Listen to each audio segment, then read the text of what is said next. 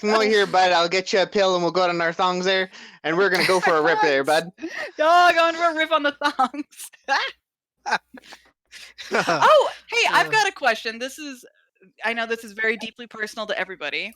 Where you live, is it snowmobile or snow machine? Oh. Snowmobile. Well, I mean, I know what a snowmobile, but obviously in England you don't have them, right? Well, and my friend who lives in Alaska, and she's lived there now for like 15 years, she said that like it's one of the biggest fights is in Alaska. They call them snow machines. Snow machines. Who came up with that? That's the dumbest name. She said nobody calls it a snowmobile. So I wondered in Canada if you use snowmobile. So what do they call it? A snow out of your driveway. That's a snow blower. Snowblower, yeah. I would call it a snowblower. Oh, okay. Snowblower. It's not a snow machine. Well, a snow machine makes snow. Like a snow machine would be on a mountain. Okay, yeah, like on a ski slope. Ski slope. That's what I said to her. Sorry, she Jenny. said no, snow machines. Sorry. What was that, Jenny? Yeah. So for me, obviously coming from my understanding of snow-related machinery comes solely from the fact that I used to go to Utah every year and go skiing. But for me, if someone said, "Oh, a snow machine," I would literally think that meant a machine that made snow. You know, like fake. Thank snow. you. Yeah, Definitely. The mobile part of the snowmobile is like it moves, so it like moves over the snow. Like that's the point of the name, no? Wow. I So think there might be Googled it. something. Oh, go ahead. No, I just put it in Google Images because I just wanted to see what would come up. And so just putting in snow machine, the first two images are what we would call snow machines that shoot out, but then the third one is a snowmobile. And so it's like really evenly mixed. So that must be an Alaskan thing. She said nobody calls them snowmobiles. Yeah, I was thinking that I think the word snowmobile is like a complete English fabrication, I'm pretty sure. But if I remember correctly, I think maybe like in Inuit, like at least in the native language of like the north of Canada, if you were to like translate some stuff, and maybe if you grew up with Inuit, that the translation of snow machine might make more sense. That's true. Yeah. The word for machine. Does that make sense? Yeah. Right? Yeah. So that could be a key factor of like as to where you are, right? And especially if English was English was your only language growing up, especially. Yeah, my friend lives very close to the Arctic Circle. She works with Inuit communities. But yeah, she said nobody uses snowmobile. But she said it's like fighting words. Like the way David and I fight about hayrack ride. It's a hay ride, not a hayrack ride. I think I made up something that doesn't exist though anywhere. Oh my God. Just in here. What is Our dialect.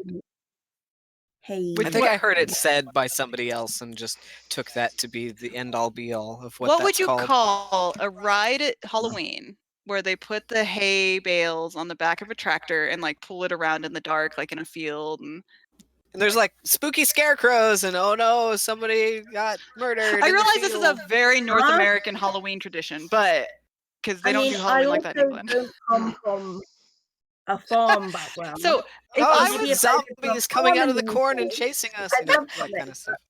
I literally don't know. If I was going to take a tractor through the streets of London with hay bales on it, what would you call it? Traffic jam? The plague cart? The traffic jam. Everyone in London will be pissed off with them if they try to drive down the streets. I mean, we're like, we run a fucking way! Did you say Havisham? No. Traffic jam. Oh, traffic jam. And then Thomas said the plague mobile or the plague. Bring out your dead. The plague cart. Bring out your dead. That's what it would be. Yeah, 100%. Technically, David and I only grew up 4 hours apart by car, but he has a different dialect than I have. And 4 hours by car, so that's from all the way at northern England, all the way down to Paris. Like literally. Well, and you know what? In London, if you grew up in a different, what's it called, zone, district area, you have a different dialect. Like you can be like 5 or 6 blocks away from someone, and it might not be totally different, but you very well could have a different dialect. Like that's for me as an American, that's so weird So David and I technically we have different dialects, and so Mm. he has used words around me that make me so mad, like the word hayrack ride. Well, I don't think. Again, in my defense, I don't think that was something that ever existed. I think it was just something I heard someone say once. Hey, if It that's your stuck. guys' big fight is over hayride versus hayrack ride, you're doing okay. Like, Yeah, that's it. really, if that's your fight, As like, long as the fight doesn't erupt while on the back of the hayrack while it's in motion, I think you're right. mm, Very true. mm. I've Yes, literally like had we usually have snow in October, so I've never gone on a Oh. hayride. I've gone on a sleigh ride before. I've A Like sleigh I've gone on rack plenty of ride. sleigh ride. Nope. Shut up. Nope. Nope. Just What's a a sleigh hayrack? ride. Just we don't have a rack to put our sleighs on. Nope, they just go on the Oh, ground. okay. Yeah. Nope. No, the sleigh doesn't go on a rack. Yeah, finish your Hey. explanation, David. Go ahead. The I was hay waiting goes on the rack. when I Yes, think but if of there's it, no like, hay, no hay. It's a rack ride. It's just a rack. That sounds real bad. there we go. See, David, look, 40 minutes and it's gone from here to here. So Oh, yeah, yeah, it's not in your look at face anymore. In Saskatchewan, is it soda, Coke, or pop? I was literally going to bring this up earlier, but I didn't want to interrupt because you guys were making really good points. I have a chart, from my linguistics degree, because we talk about variations in English accent versus dialect, right? And the difference is what a dialect is versus what an accent is. And there's literally a chart. I don't have it right now, but that I could So send you. what Maybe I'll just find what a are the Google ends link. of the spectrum? And and it's funny because it's very polarizing of soda and pop. And there's another one. Soda pop. There's a third option. So then Coke would be in the Okay, middle. where I'm or from, we There's say soda, Coke pop, for all. and We just say Coke. Cola. Drink. so That's cola what we maybe. call it So in the UK. what do you call it, Cola. You Jenny? know, call it soda on top here, you call it a soft drink. And that's Soft A drink. There we go. soft drink. Oh. Yes, that's the other one. What about Yeah. soda? Did we say soda? No. We do. So in the some Midwest. places say soda, some places say You pop, know, and some soda places say water. soft drink.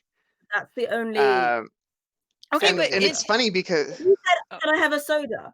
Most people here would think you mean soda water, or yeah. TV would know that you mean a soft drink, but they'd probably clarify and be like, "Do you mean a soft drink?" We have these available.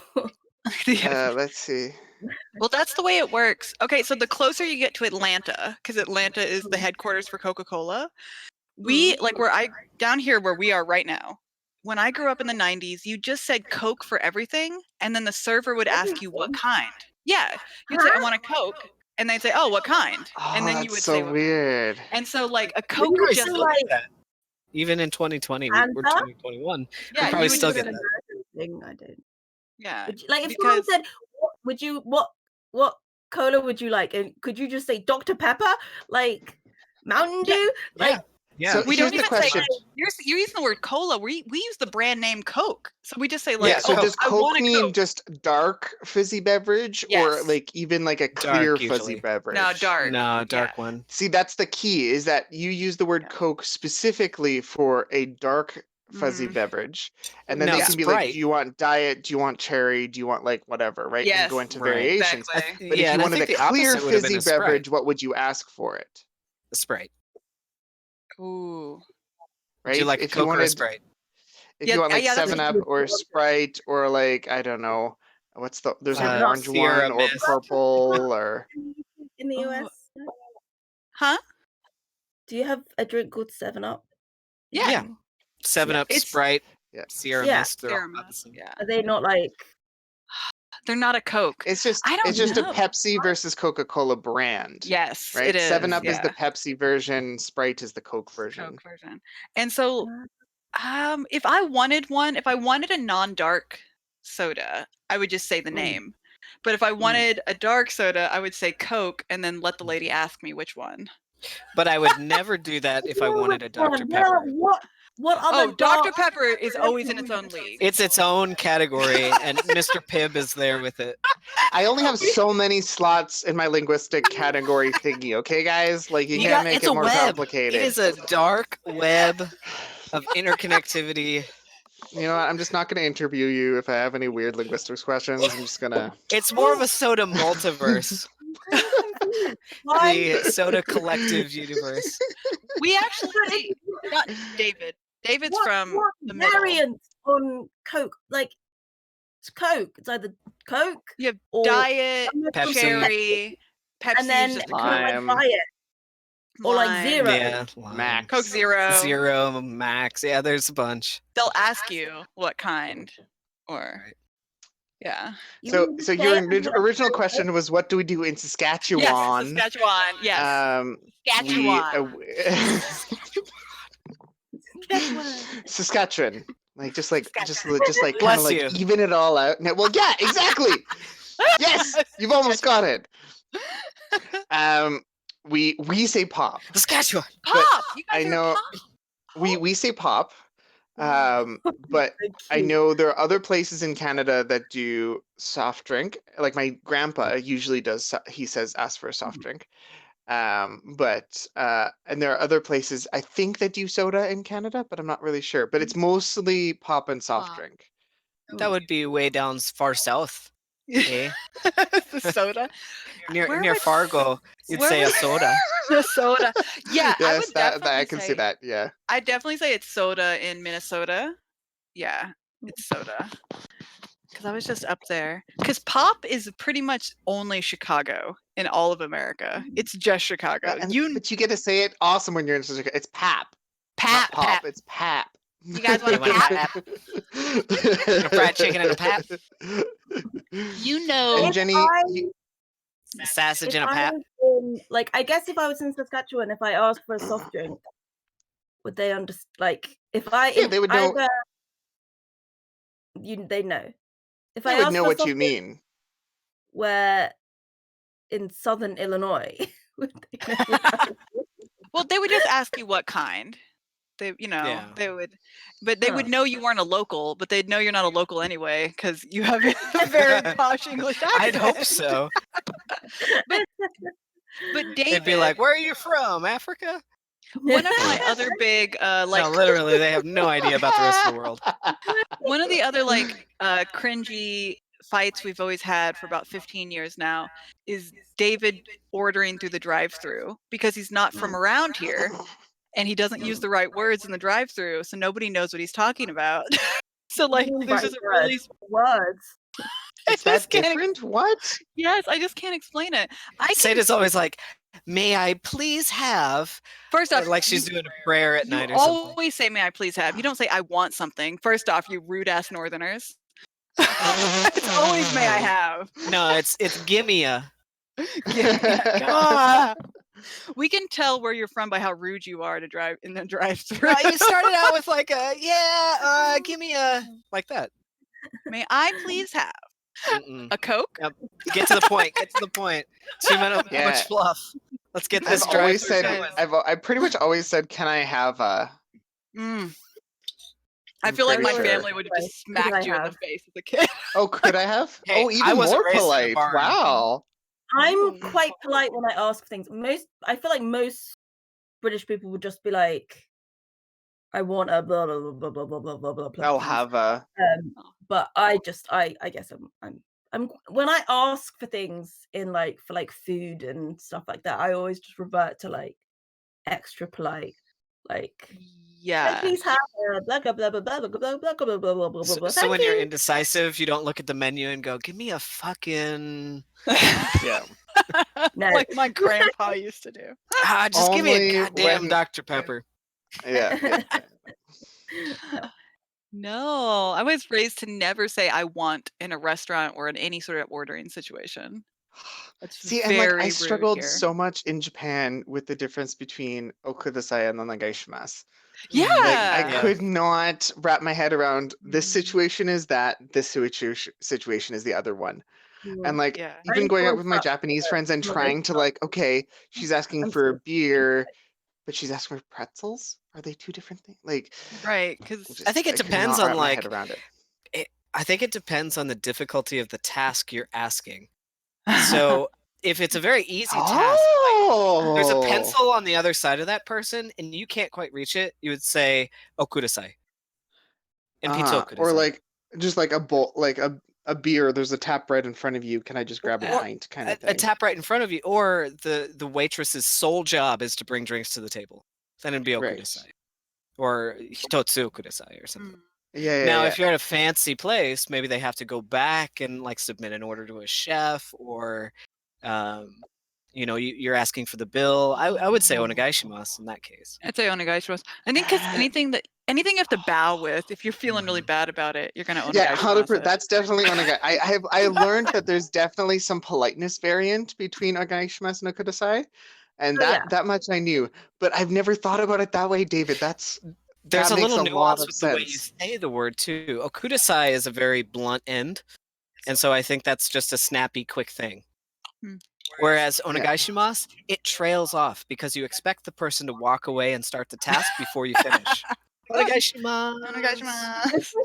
They're like gone. And like I feel like They're on onegaishimasu their is way. always is also like called across a room Yeah. too, like a Yeah, distance thing. Yeah. So Like, it's a like- distance thing and a complexity of the task, I think. So Yeah. if they're in front of you, it's hitotsubiru onegaishimasu. Yeah. Okudasai. If it's right in front of Okudasai. you, but if it's across the room, it's hitotsubiru onegaishimasu. Or, Like like at a beer place. I can't remember the A bar? Japanese. You ping pong. Izakaya. And an izakaya, you hit the button, Izakaya, yeah. ping pong. So they're already coming to your table. When you walk in, knowing- I hear that with a konbini. That's what I think of when I hear the ping pong. Ping pong. So they're coming to your table knowing that you're going to order stuff, or at a karaoke place, then they're there to take your order. You would say, okudasai, okudasai, okudasai, or hitotsu okudasai, futatsu okudasai. You just list them off quickly. Let them get on with it.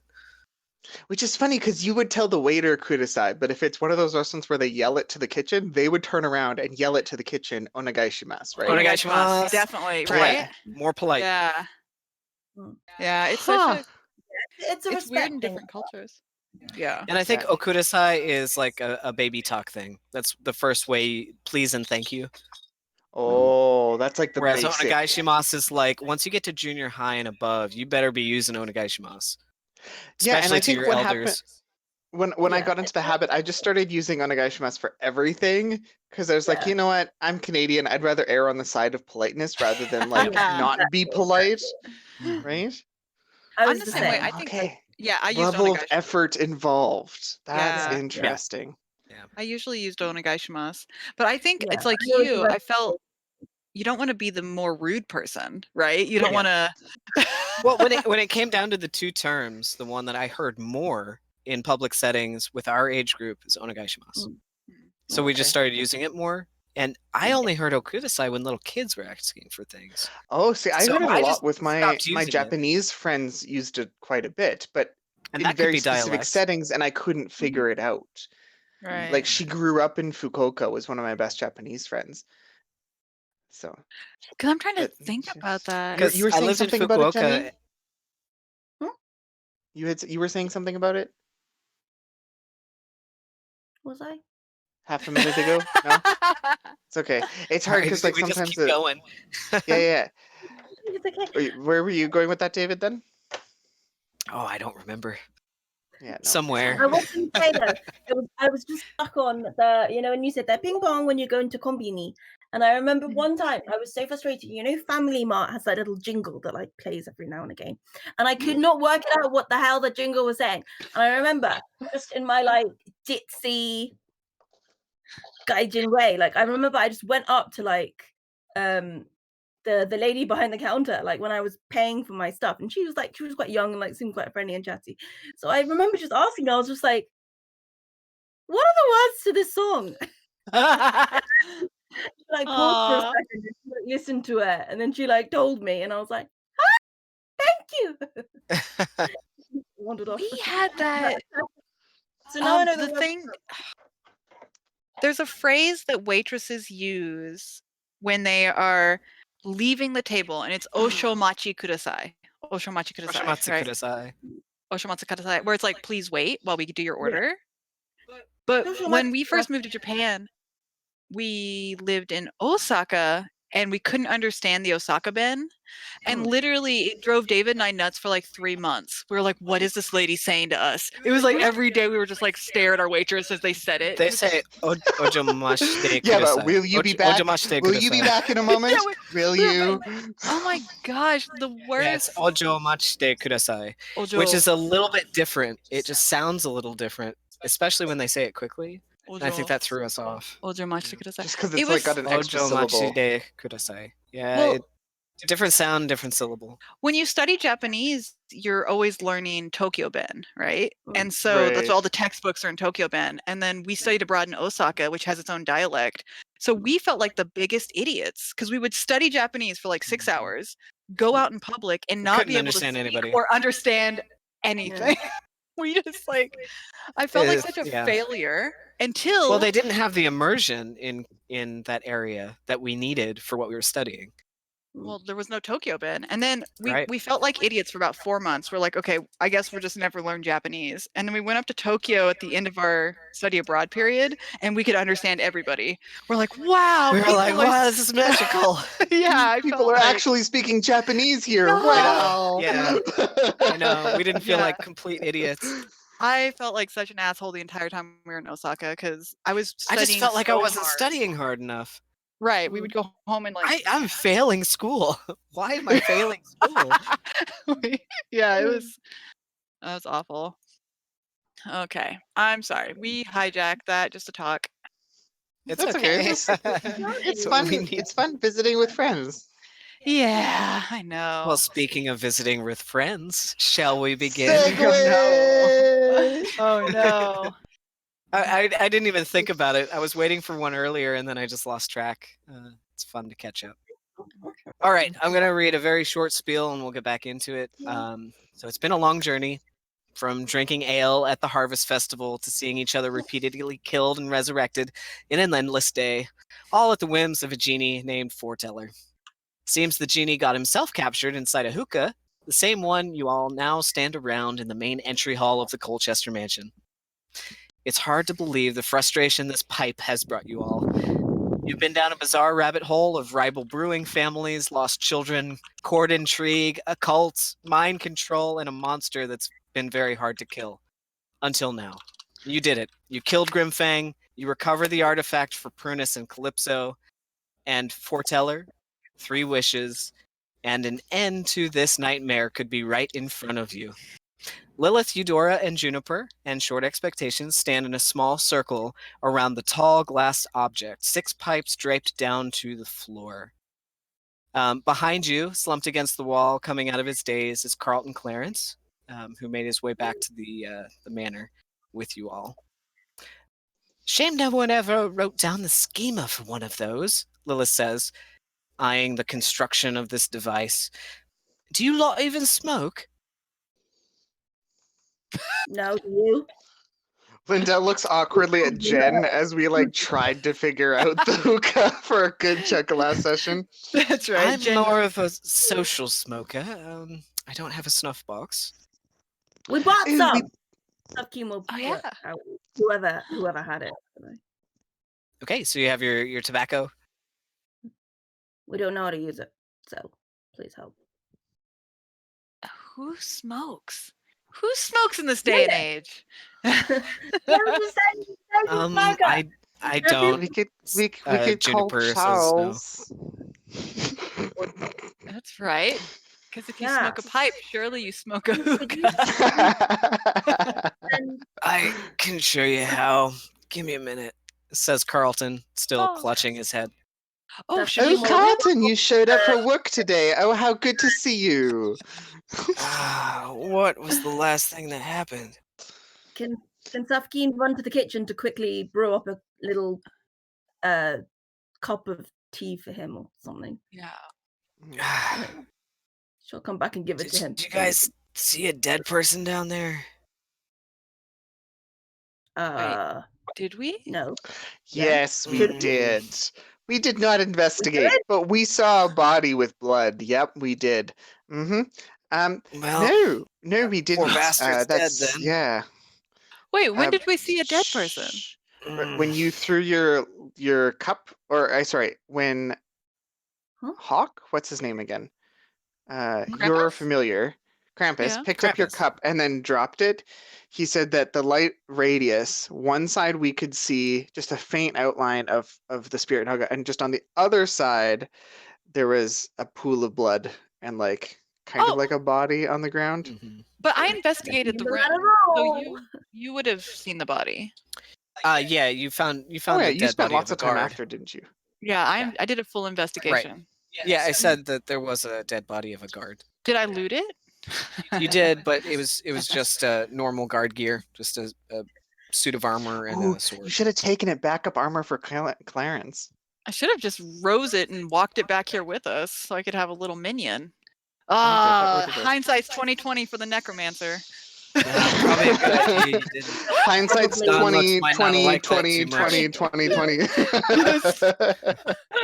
Have a little minion army of all of Carlton Clarence's Carlton friends. says, "You don't need to replace me with an Don't be undead." sad. Jesus. Here, have Oh, I some No. tea. Did I say Anyway, that? Drink it. Drink it. thank you. Takes a sip. Do we need like got some to kind of Timothy. fire for it? Maybe like a hot coal or a tinderbox or something? Yeah. A hot coal for. Oh yeah, there is a fireplace behind you. Oh right, with those strange tubes that we don't know where they lead to. Mhm.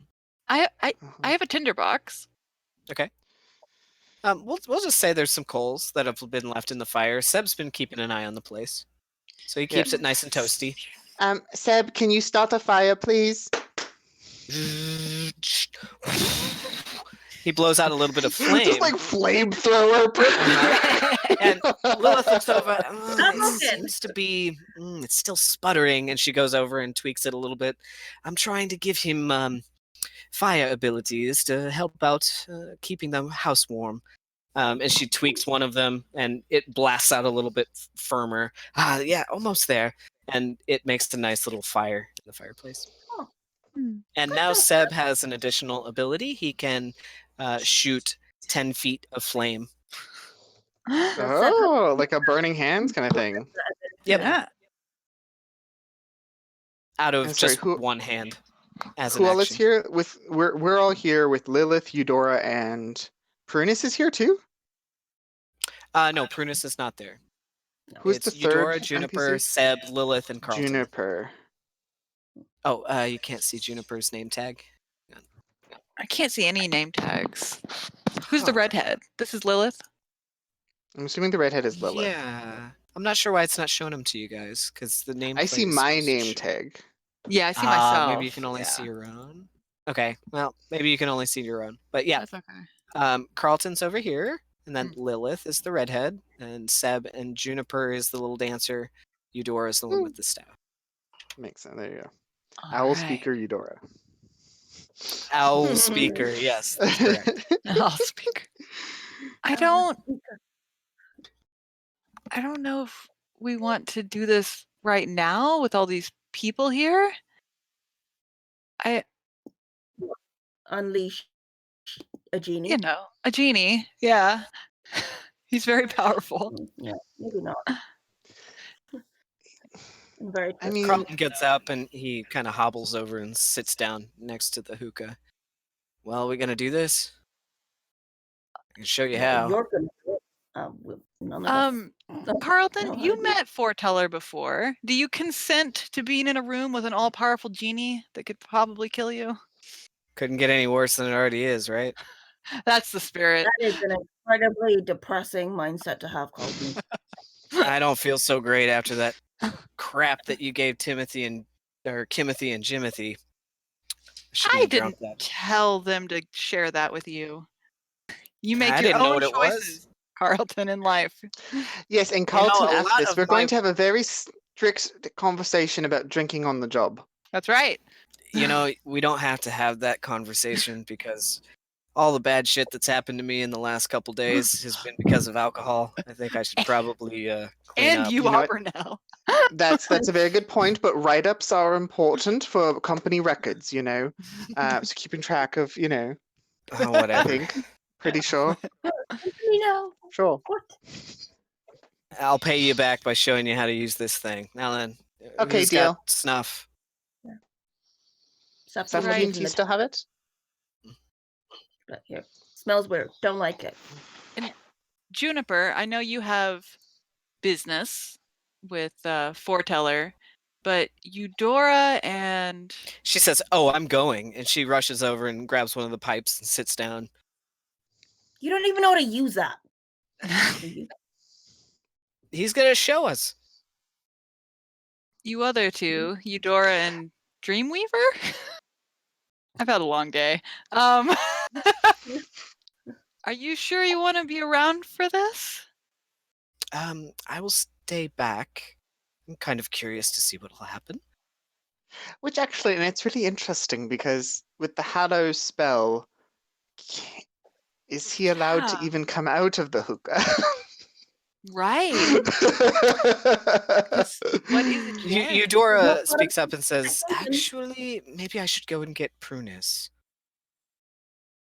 Do we need more Yes. people? Oh, Well, okay. she was the one who wanted the hookah. Just in case she might know more about it. Feel free Oh, to use it in the meantime, if you're okay with that. It's I our don't house. know and if we do she what we knows want. about the genie, though. Oh, she knows about the genie. Well, Yeah, did why she don't ask you for the guys? genie? Why don't you two go get Oh, Prunus? That's actually, it.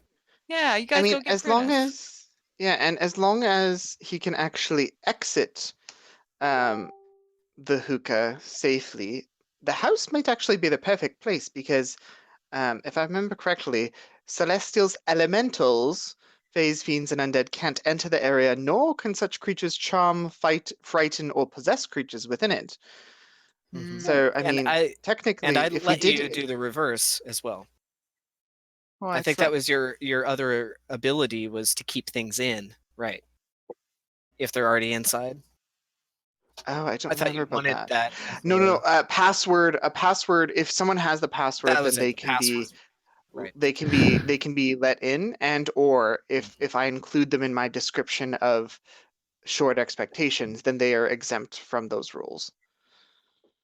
Oh, so I would. Oh, well then Foreteller wouldn't be able to enter the bubble. That's what I'm wondering. I was like, can he even come out of the hookah in the house? I don't Unless think he he would either be able has the to. password or I include him in the definition of short expectations. Then no, he wouldn't be able to. Well, perhaps we should go to Prunus then.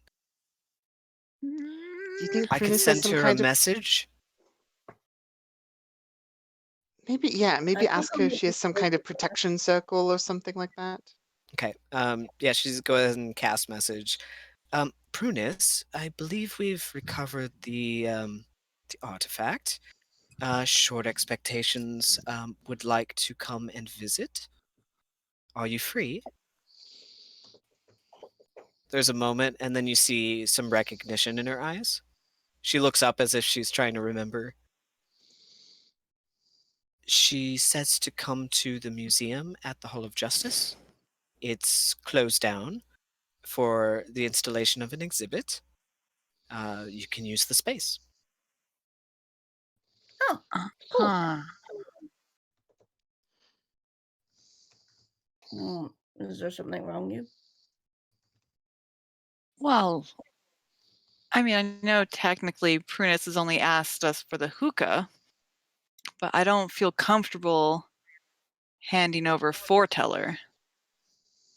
And as soon as we leave this house, you know, there's law enforcement out there and people who could take him from us. Did But she if we ask release, for Foreteller? Well, yes, why would she want an empty hookah? I mean, Maybe wait, it who are has you? Yeah, which NPC are you? Eudora. Oh. Mouth's not moving. You know it's Eudora. Oh, there you go. Oh yeah.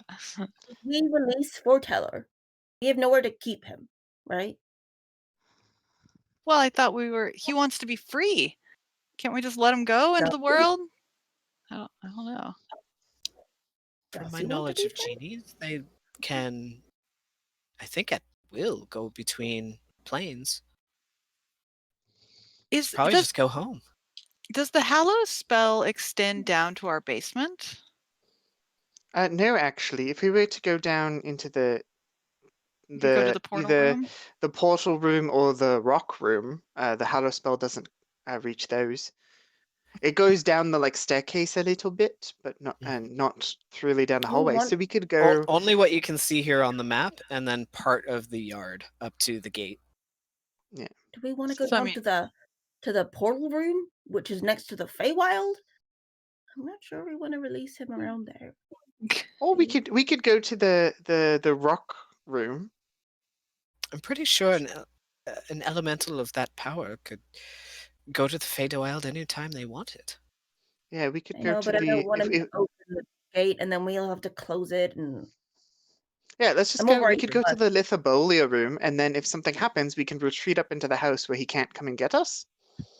Yes, let's invite everyone to the Lithobolia room, where I'm keeping half of a dead person. No. I invite you all to use Bone Garden in the Lithobolia room. Lilith kind of clutches her chest and looks at all of you with wide eyes. Lithobolia's still here? No, that was. Or we could just go out onto the street. What's the problem with doing this out on the sidewalk? What? Right? And then what in God's name is a Lithobolia room? It's where we fed him to a bigger demon. What about the garden? Could we use the garden? Let's all retire to the garden's included in the Hallow spell, right? Yeah, I think it goes right up. It goes right up to the wall, or just maybe a little short of the garden wall. Yeah, so you'd have to be out on the boardwalk. I think we want to make Foreteller feel welcome. So yes, exactly. We can either distract. Either we can distract these people for a little while you goes and cleans up her laundry, or we can go out on the boardwalk. What do you think? I can go hide my torso. Okay, Safkeen and I will play hostess, and you can go clean up your laundry. Yes, I'm going to go downstairs and pick up all my necromancer laundry. There's a lot of things down there. You don't want to see them. It's fine. I'll cook. It's very dirty. Come into the dining room. Come. Why don't we all go into the kitchen? Let's all go to. Safkeen is an amazing Xavier chef. looks oh at my you. Goodness. Maybe I can help. Yes, Xavier, you're always such a help with the laundry. I like laundry and clothes. Yes, everyone into the kitchen. Safkeen, weren't you working on a recipe for 10-minute quick bread? Ooh. Do you think maybe you could whip us up a batch? Sure. So I have to get up off my ass and show you in the kitchen, says Carlton. Carlton, you can just come leave down the hookah with me. there. You have not had a good meal in 24 hours. And as gently as possible, hoik him up onto his feet. All right, lead the way. Okay, so you and Xavier will just rush down and how would I hide a torso? You could put it in the Feywild room around the corner. Are you talking about Lafayette? Yeah. He's propped up in the corner of the laboratory. He's in one of the fireplaces with coins on his eyes. Xavier's room. Oh, he's not downstairs anymore. I thought we left him in this fireplace. Okay, so imagine you walk into the laboratory right now, Xavier's room. There is a half-finished pool, not filled with water. There's dust everywhere. Random ingredients. There are bubbling liquids and tubes leading from things to things. It's super humid in there. Frankie is standing facing the corner at the far corner of the room, just facing the corner, looking down at a disemboweled, severed top half of a corpse of Lafayette that's rotting. Well, no, it's in stasis. It's in stasis. Yeah. It's horrific. Okay, Well, well, yeah. I thought Either that way, was just make sure there's downstairs. no, underwear and other Yeah. stuff. I'll go Yeah. to the lithobolia because there are a bunch of dead bodies and stuff. So we'll clear out the lithobolia room a little. Yeah, Just there might be tidy some it. parts left. Sure. Yeah, there were. Whose Definitely there were hand is parts. this? Like, Yeah, It's like- exactly. I can never find the matching hand when I put them through the laundry. Like they, I know. It's only left hands. Well, it's that only was left hands. I don't know. that was the thing. You was super excited to have a bone room. I was like, we don't have to clean this up. Look at this. This is beautiful. So she's just gonna pile the bones in a corner. Okay. All right. Cover So them with you like guys a head blanket. down. You go to the kitchen. Just- We're done. So Xavier and you head down. Everybody else goes to the kitchen. Laundry time. And speaking of laundry time, we've got an alarm going off real quick. I'll go do so it real let's take fast. just a My- very, very quick break, and we'll be right back. You can Okay. role play the Sure. kitchen. I'll be right back. Okay. Well, I want to get a refresh of my dranky drink anyway. yeah, I'll be yeah, right what's back in like a minute. Okay. There you go. My knee. My knee doesn't love me. Oh, they were both on their headphones, weren't they? Yeah, Hermione couldn't hear me. Although she probably wouldn't even respond even if she could hear me. Well, maybe. Who knows? Who knows? I'm so glad to hear that you're feeling better. Yeah. Me too. But yeah, yesterday, like, I wasn't feeling very good. But it seems to have got better now. I just kind of have a slightly fuzzy head. But Yeah. that's about No, it. that's that makes complete sense because with the Yeah. that's the side effects of the vaccine. So. Yeah, exactly. And it kind of makes me glad to have some sort of response because hopefully that might mean that like something's happening. Yeah, no, and that's literally that's what I have to explain to my patients a lot, that flu-like symptoms is not that you've got either the COVID or flu or whatever the case may be. That's just your body's immune response, and that shows that your body is reacting to the vaccine, which is good because if your body's reacting, then that means it's making antibodies to store for later and then fight off the virus next time you encounter it. But that means that your bones are going to ache, you might have a headache, you're going to feel fatigued. So like those are all makes complete sense. Yeah. Like when I go down the stairs, I'm like, old lady, yeah. Yep, 100%. That's how I felt after my second dose. Yeah. It's like, whoa, it's for good. It's for good. Little Grandma Jen. Aww. Do you think when you're grandma, you'll drop the I, you'll just be Grandma Jen as opposed to Grandma Jenny? I don't know. I mean, I'm not going to be a grandma. I will be a great aunt. Yeah. But no, unless pets can suddenly talk all of a sudden, I don't envision having human children. Maybe someday in our lifetime. Well, animals talking now would be amazing. I'd love to hear what animals' thoughts were. It'd be like the dog from Up. Oh, yes. So cute. So cute. I guess I wish I Lilith knew and what- Seb will go upstairs. Yeah, sure. Not to Xavier's room, though, right? No, that'd be bad. No, not to Xavier's room. Yeah, we don't have a spare bedroom. Where has Lilith been sleeping this last In night? the lounge. Oh, that makes sense. Yeah. Last night she slept on the floor next to Seb. Jen put her coat over her.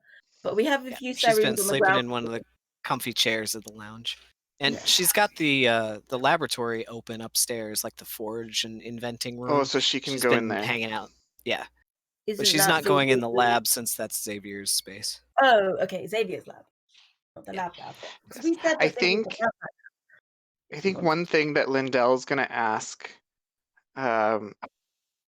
if for some reason we get money again, Lindell's gonna ask if we can knock out this wall, burrow into the side of the cavern a little bit more, and put a bathroom here, right beside Jen's room, so it's like easy access for everyone, and put a second bathroom like just below it, just off the dining room, And yeah, there's and tons. turn these. You're in a mining two- town, so there's tons of people that can do rock work.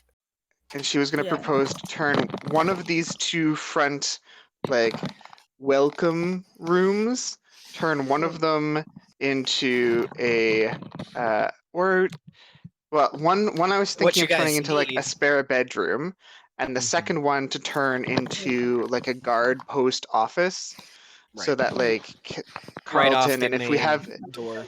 yeah, right off the main door, and so Carlton could have like a little desk and a little locker and a chest and like that kind of stuff. Right. And if we end up And having he'd like a have a night really shift quick employee or a couple other employees, then that could be like the guard room Right. kind of thing. and through that hallway on the side is a straight shot up to your bedrooms in like a case that you need a troop upstairs.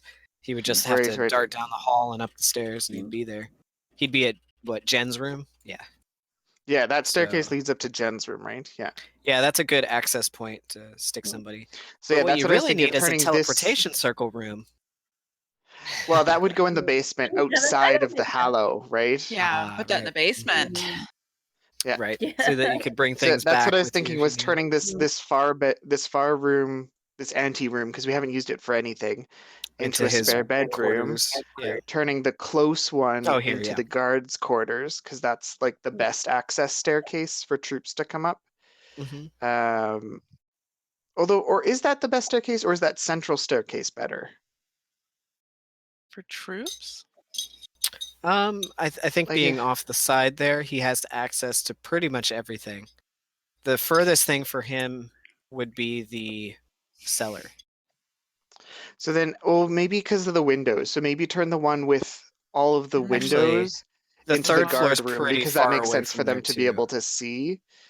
So they can like see the whole front garden. So that would be the guard room, and then this Yeah. room off to the side by the cellar, then that could be a spare bedroom, and then Yep. just drill into the cavern wall, and then just off the dining room, and then on the second floor, just beside Jen's room, we put two bathrooms like into the cavern wall, so they're like right on top of each other. Plus, if we're talking about plumbing, if the kitchen has plumbing, then all the bathroom and kitchen plumbing can be along the cavern wall. So we're actually like saving money by having it all together. Like, Actually, you could have a bathroom there in between the study on the second floor and Jen's room. yeah. oh, is there There's- actual there's- space there? Yeah, there's space in between. Oh, here. See, that would. I assumed like Yeah, right there. Jen's wall backed right onto the study, Um. or there's Jen's like a wall. reinforcing not pillar quite. for the third floor or something there. I'd say there's a space in between, large enough that you could have a bathroom in a central location for everyone. Yeah, that would be nice. If there was a bathroom just off the study, that would be perfect, and then one just off the dining room. Because with like at least 5 people living here, we need at least 2 bathrooms. Well, with Xavier back in the corner, he doesn't really need one. He doesn't really do that. And Lindell but doesn't really bath, but she upstairs- does poop. So like, yeah. Upstairs would be good though, right off the lounge. Jen's gonna learn how to bake. yeah, and another little one like right here, like right off the Yep. lounge, would be just Yep. like, that'd be perfect. One on Ideal. each floor. But then, if you guys have to barricade yourself in the laboratory and the inventing room for some reason with the escape hatch through the floor, you'd have no access to a bathroom. Yeah, but then you just poop into the lava pit. Like The that's not lava- what- yeah, we'll you figure just things pee in out, there like- and it's gone. yeah, Sure, like sure. this, we got a bucket. I like it. Well, keep in mind that the hookah, if you guys can turn it in soon, you'll get 200 platinum each. So Um, Hot dagger. if you don't Quick, turn it in soon, it drops a little bit. when you goes downstairs with Hurry up. Xavier, when Zhu goes down with Xavier to clean up, she would like to be like aware to see if she feels anything. Okay. If there's any Roll bad a- tinglies, Perception check. especially because of the talk of the portal that I had in Otherweir. Natural 20. Natural Ooh. 20. Very good. Good. Well, let's let's move real quick. Just while she's walking down there with Xavier, kicking bones about, cleaning the place up. Making my way Okay. downstairs, kicking bones, so cleaning right in the up, and I middle- feel funny. Right in the middle, Seda, there is like a radar that has all of you guys on it, and right above it, it looks like Oh, 2 balls. yeah. Okay. Okay. Truck nuts. Yeah, I see those. Okay. So The side one is the portal room, right? And the bottom one is the Lithobolia room. Opposite. I thought it was the opposite. This is the Lithobolia room, Oh. and this is the Modus conduit room. So it was a straight shot. It was a straight shot to the Modus conduit room. The conduit. Okay. Oh. So right at the crossing, Seda, Yes. you look to the right and you see the familiar Lithobolia room, and then you see the tunnel that heads straight about 60 to 120 feet, somewhere in there. I can't remember exactly, towards the Modus conduit room where you stepped into the Feywild before. Right when you get to that crossing, though, in front of you and to the right feel completely normal, but to the left, you get this weird tingling sensation. Mm. You look to the left, it's just a wall, but something feels funny. Can I try and touch the wall? You can. You reach out and your hand goes right through the wall. What the? Xavier? When your hand breaches through the wall and you can just see up to your elbow, all of a sudden the rock wall kind of becomes shimmery and dissipates, and eventually it begins to focus. There's a tunnel that heads that direction. After But how it was many weeks and obscured you by an has finally found the illusory bathroom? wall. I know. What if it's like the prefect bathroom in Harry Potter? Xavier peeks through and says, "That's new." Is it new? Didn't we check the walls before? I didn't. Did you? Oh, maybe I just assumed somebody else had checked the walls. You know what they say about assumptions. So, oh no, you're drawing it on the map. Okay. Oh, There's just a tunnel that extends off to the edge of your vision. Actually, it's pitch black down there for you. yeah. You've got your cup, though? Yeah, I have my cup. Okay. I picked it back up off the floor. At least some crampers down there. Don't go in there yourself. Right, and it feels weird. I got a tingle. Well, you got a tingle because you noticed that there was something wrong about the wall. Oh. But now the illusion is gone, and you just see a cutout of a tunnel that extends off into the darkness. Dang it. Xavier, I was told that we're living on something very, very dangerous. Should we go explore it? No, we can't go alone. Yeah, maybe we should do this later. Oh. No, I want to go now. Come on. No, we have guests are coming. We just put a tapestry in front of it. I don't have any tapestries, do you? No, I don't even have a bag of holding. What could we? Okay, we'll bring everybody down here, and we'll say, ignore that tunnel. It's possibly deadly. Can you do illusions? Maybe I can put the wall back where it was. Can we do illusions? I don't think I can, though, because I'm a warlock. He might have major image. Oh, I do not have anything like that right now. I have mirror image. No, I can't do it.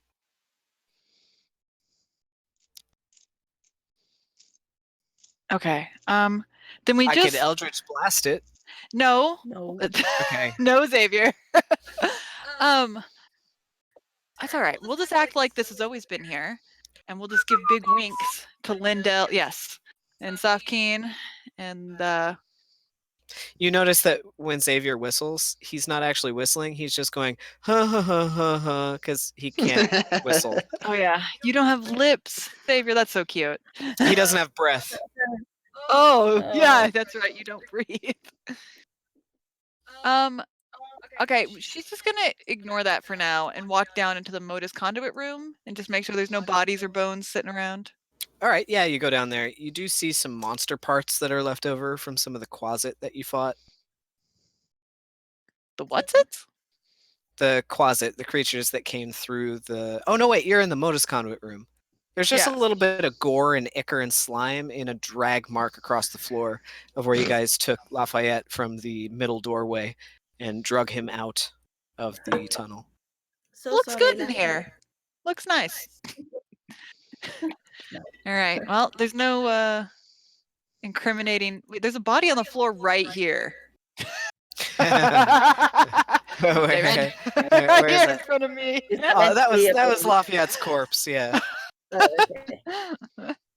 Yeah, Genevieve's not there. Safkeen's not there. There are life-size replicas of Safkeen and Genevieve.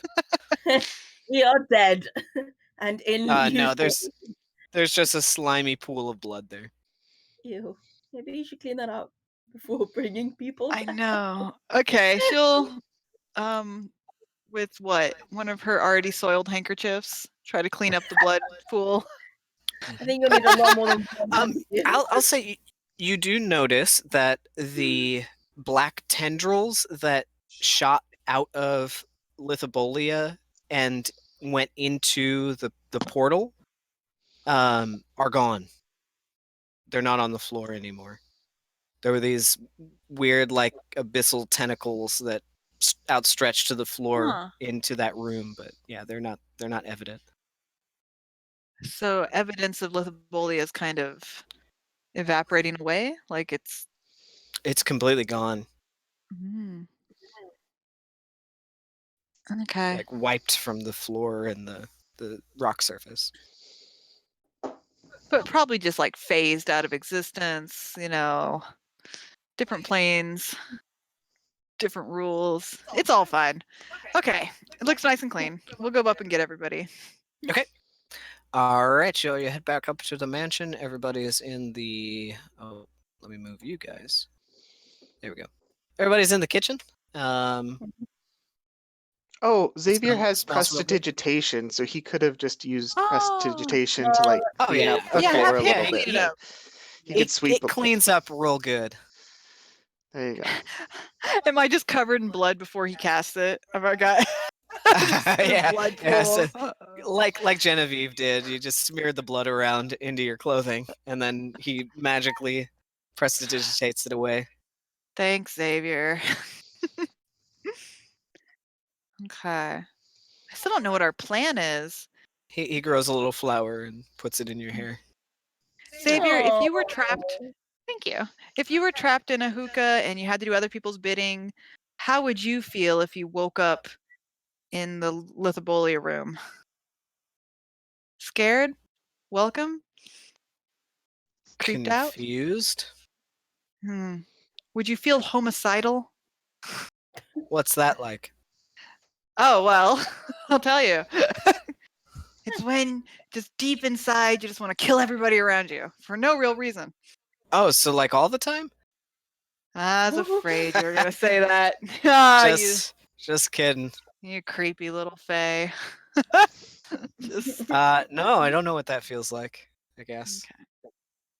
So, I just don't want to give Foreteller over to anybody that works for the government. It just feels wrong. We don't have to give him away, do we? Well, Well, we don't know what he's going to do. Yeah. I just want him to have the option. Yeah. But nobody's here right now that could take him. Well, I don't know about Eudora. And we don't know what Juniper's going to use her third wish on. Juniper kind of showed herself to be a not too strong. Crazy person? Yeah, maybe just foolhardy. Fools rush in. Xavier, that's like your whole MO. But it's different. I can do stuff. She just did a little acid arrow and ran away. Dang. Burn, Xavier. I would rather not burn. I'm Okay. susceptible to fire.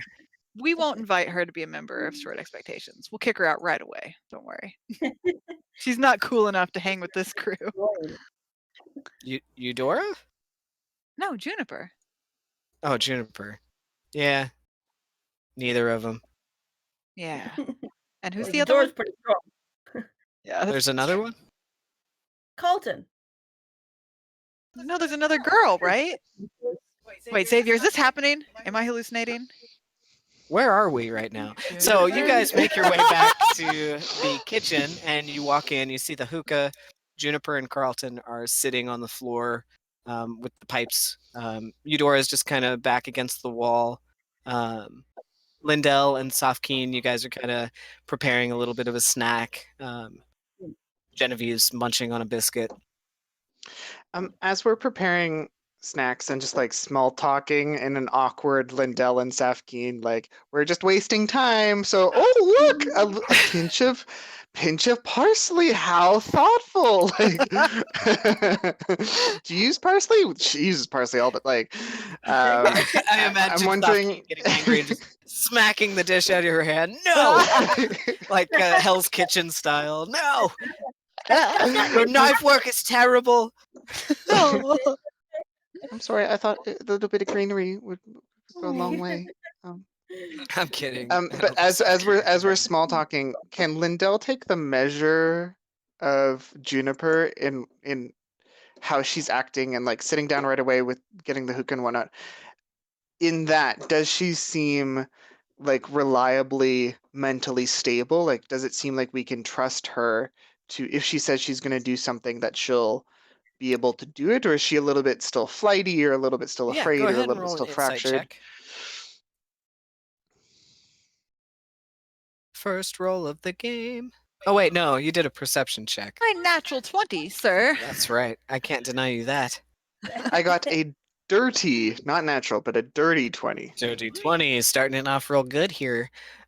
Yeah, I would say that she is very one-track minded right now. You gain that she just wants foreteller out. She wants the wishes. She wants to get on with this. She is sick of being a slave in this body and having her mind split. Right, because is it her first wish or her third wish was going to be to return her to her body? Oh, right off the bat. That was the first one. First one. And Okay. so what if she makes the first wish? This is just Thomas speaking out loud, meta. And like, what if her first wish sucks the soul out of this body and then the soul goes somewhere else into good the thing you real have a Juniper's necromancer. body? And then like she's the one who can do witches. So I'm trying to think, Thomas meta, if we need to have a conversation of like, does she need to be charmed? Does she need to be memory modified? Does she need to be something like just to ensure that this goes 100%? So you guys are gonna kind of use a thieves' cant kind of way of talking in code while everybody's around. Like, Sure. you know, I really Safkeen, do like biscuits, but this I have to biscuit really pee. needs to be controlled. Why don't you? Do you have a moment? Probably the worst person in this group to code word try and chat with. And Safkeen's just not getting it at all, and you keep trying. Safkeen, Lindell. I have to pee. Can you come help me? I need to. I know you're. Can you just? I need your help. Over. Come to pee in the bathroom. Is you in there right now? She just side-eyeing Yeah, this so hard. We'll say that, yeah, you and Xavier just walked. No, I just really. Oh, don't you have to pee as well? We should all go pee together in another room. The bathroom is very dangerous. We should always go in groups. Yes. Just walk out the room. Carlton looks over his shoulder and says, "Yeah, where is the bathroom? I've just been going out in the lawn." It's a secret. Anyway, Love your pay grade. For employees out only. it's the next tier of my pay. All right. Yes. What would it take to convince Safkeen to be like, Why would Lindell P? That's weird. I want to do that. hey, Safkeen, I heard we have a reserve a very special flower in the basement. If you would come with me now. Oh, don't worry, Safkeen. I'll watch the dishes and everything. Genevieve says to you. Oh, okay. Flower in the basement? Just come on. And she's pulling on your like apron strings or whatever. Like, Okay, coming. You was waiting out in the hall for the.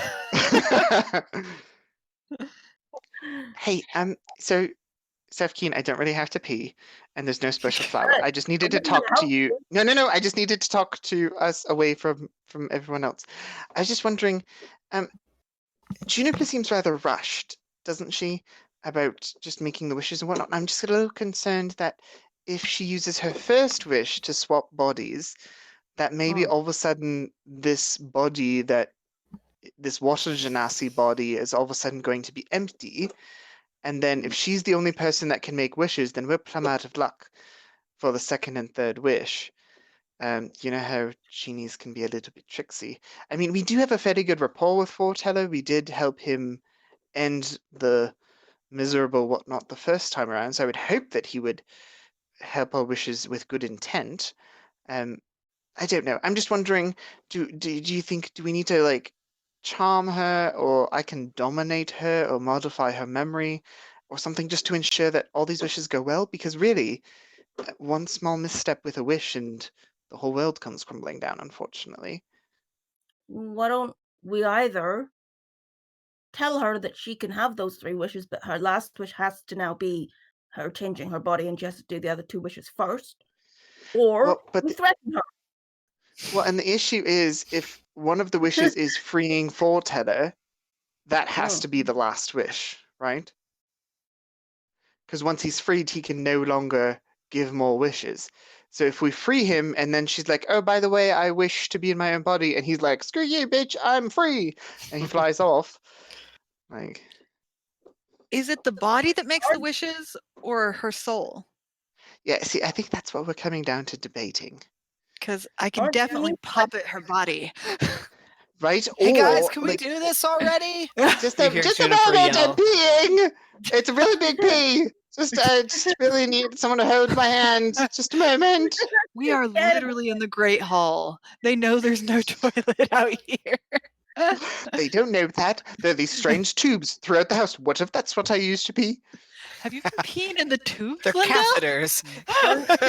No. The fireplaces have catheters. Like, I don't know much about genies, but I would feel like they are fairly duty bound. If they're bound to make 3 wishes, and one of those wishes is to free him, surely he'd still uphold that 3rd wish, and then I roll a history check, Safkeen. well, she's rolling. You would ask though, but you're talking that she's gonna swap bodies. I thought her other body was dead. I figured Foreteller would make a new body. Oh, I don't remember. And see, that's a whole nother thing. a I new thought she body. said she got. I thought she said she got pulled out of her old body. Was what I thought she had said. Because if she was Oh, I dead, thought she would just be her dead, old dead. body is hidden somewhere. It's not dead. It's just hidden. and That's what I invisible. understood as well. Yes. Oh. We could ask her to wish for her body to come back first. Right, because Bring what was the the body. third wish? The first wish was she wanted to be back in her own body. The second And have wish her birth at some and stuff. point was to free Foreteller. What was the third thing going to be? I thought she was Keep the wishing for spirit 2 Naga things. from coming back. Oh, Oh, right, we yeah, have to, that's the finish the important one. quest. Very Right, important. yeah, no, forgot about that. Yep, Yeah, that's we should the start main with that one. wish. That should be wish number 1, yes. That's wish number 1. We're gonna tell her. That should be Yeah. wish number 1, yes. Wish number 1, yeah. I Well, got a alright then. 16. 16 DM. Oh, 16. Okay. You would know that genies, some types of elementals of that high of a power level, they do seek the servitude of others, whether it be slaves or companions or champions or things like that, to do things for them, whether it's their bidding or going on quests, finding things for them. But genies are interesting in that they also serve others. If they are even forced into servitude, they will gladly oblige. However, they do play tricks on people. They're tricky by nature. So you think that, yes, if you could successfully gain the servitude of Foreteller in these 3 wishes, yeah, he'd do it. But whether or not the wishes come out right. Why don't we threaten Foreteller? Like at the beginning, we like poof, he appears, and then we say, "Yo, Foreteller, got 3 wishes. One of those wishes is going to be your freedom, but you have to do these 2 things first." I don't think that's bad. Like, I certainly Yeah. think that could help. If we started off with an offer of, we would love to free you, we just need you to do these couple things first. Yeah, I mean, he likes us, I think. He didn't murder us in our dreams. He I mean, he did. specifically chased after us to like help him escape. Yeah. The way I see it is he saw us as his best vehicle to his freedom from Mildred, right? Right. Yeah. That's why he sort of guided us, but in a really useless, stupid, genie way. Yeah. So if we then build on that and say, look, we can give you your freedom.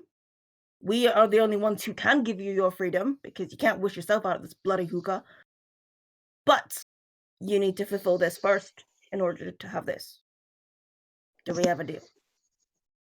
Sofkeen, that's so insightful. That's actually Have you really been thinking smart. I about really like this? that. Yeah. That's really done. Yeah. Man, whenever your Right. brain's not full of other things, you can really make a plan. So I think she just needs to warm up by cooking each time, because every time she Yeah. cooks, she gets these really good ideas. Like meditation. Yeah. Maybe she just needs to cook more. Yeah. Like, Well, we keep moving things into the house, so.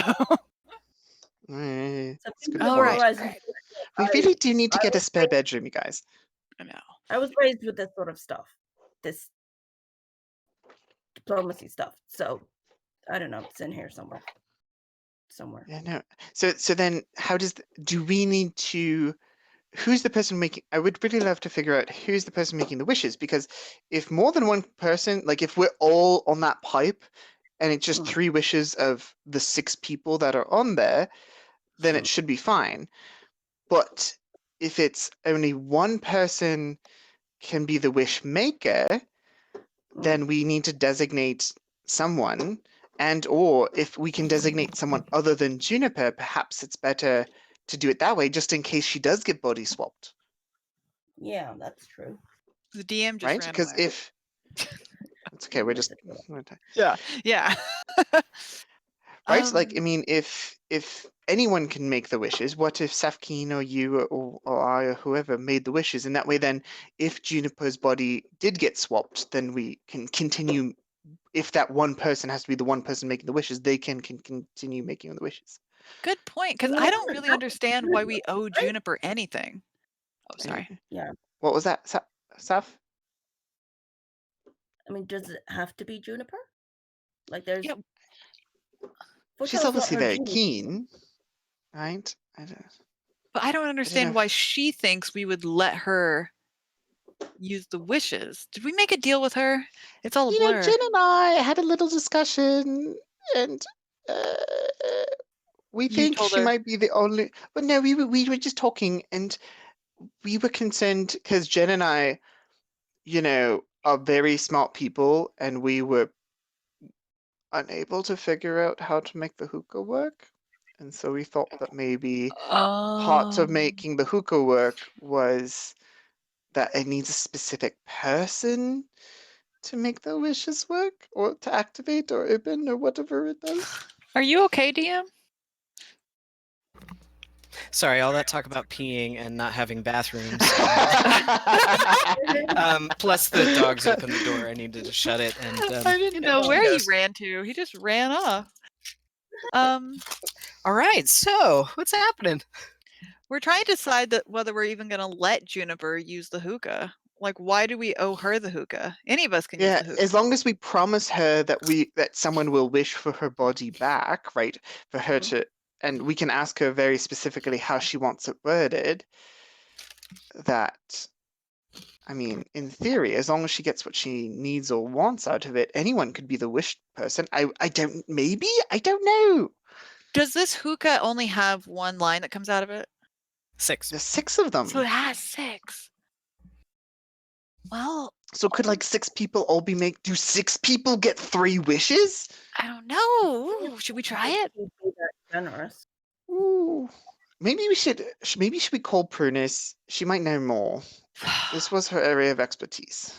I know you don't like the council, you. I get that. I am with you on that. But Except I for feel when like she goes on a date everyone with one of them.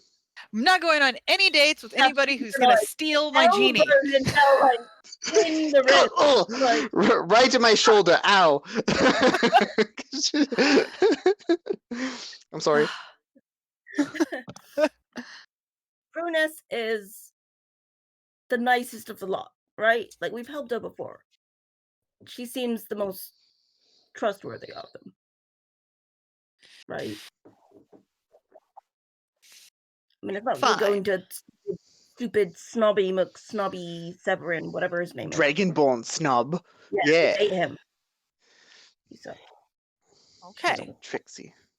Just don't want to Yeah. get into an administrative nightmare with local government over the We are a allocation of unique wishes. state. We can, control what happens in our household.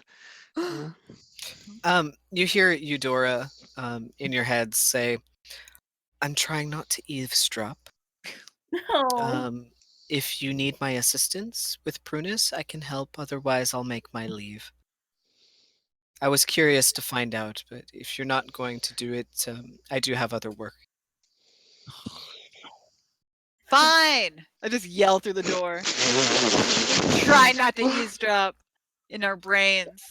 Well- Call Prunus. I did. She said the invitation to the museum was open. If you need my assistance to find the Hall of Justice. Okay. Is there any way you could send her another message and be like, actually, it would work much better for us if you could just come here. Because there's like 8 of us and 1 of her. Yeah. I will ask. She's all one magic and moment. stuff, and she can maybe fly or something. Mhm. Yeah, she sends a message, but this time she doesn't open her mouth so that you guys can hear it.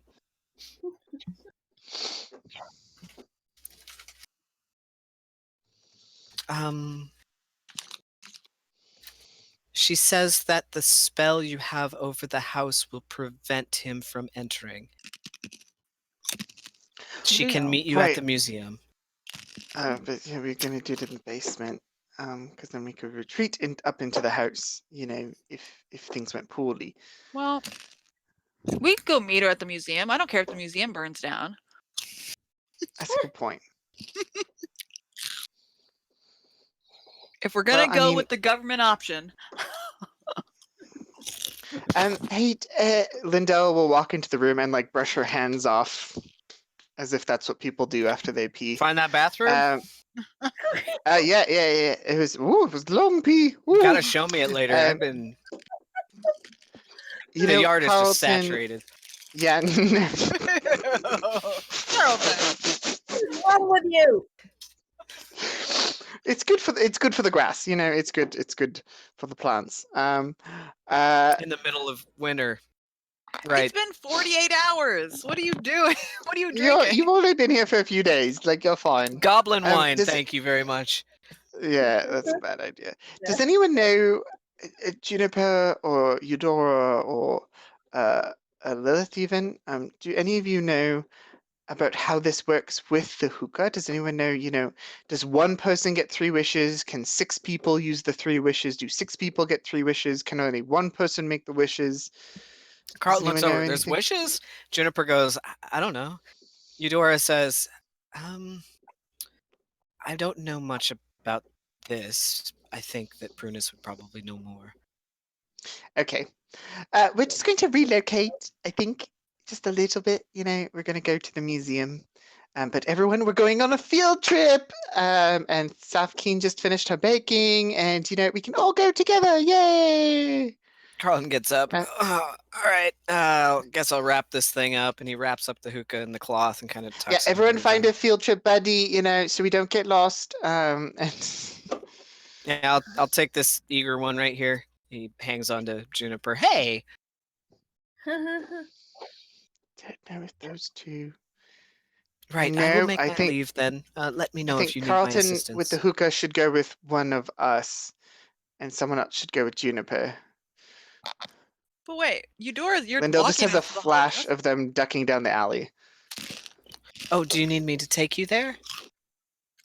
Do I know where it is? Does you know where the Sopkeen? Do you know where the Hall Yeah. of Justice is? You guys have been there a few times. It's where you have your Yeah, that's where we almost got convicted twice. You has trauma brain. She doesn't remember. Oh. The museum entrance is on the 3rd floor. You know, Dream Speaker Udoa, do you have a fast way to get there? Not today, unfortunately. Oh, Could we dimension door it? No. that's 2 people, and I've only got 5th level spell slots left. Oh, Okay, let's just walk like humans. Except for you, I mean- Xavier. You can walk like a tree. Can I walk like a halfling? Thank you. Oh yeah, you can walk like a halfling. Oh yeah, dang. Humans are all like, I'm a human with long limbs. Da, da, da, da, da. I forgot I I was mean, the no only offense, human in the you know. group.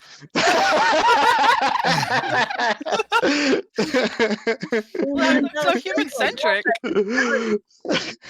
All right, let me copy all you guys here, and we'll go to the museum.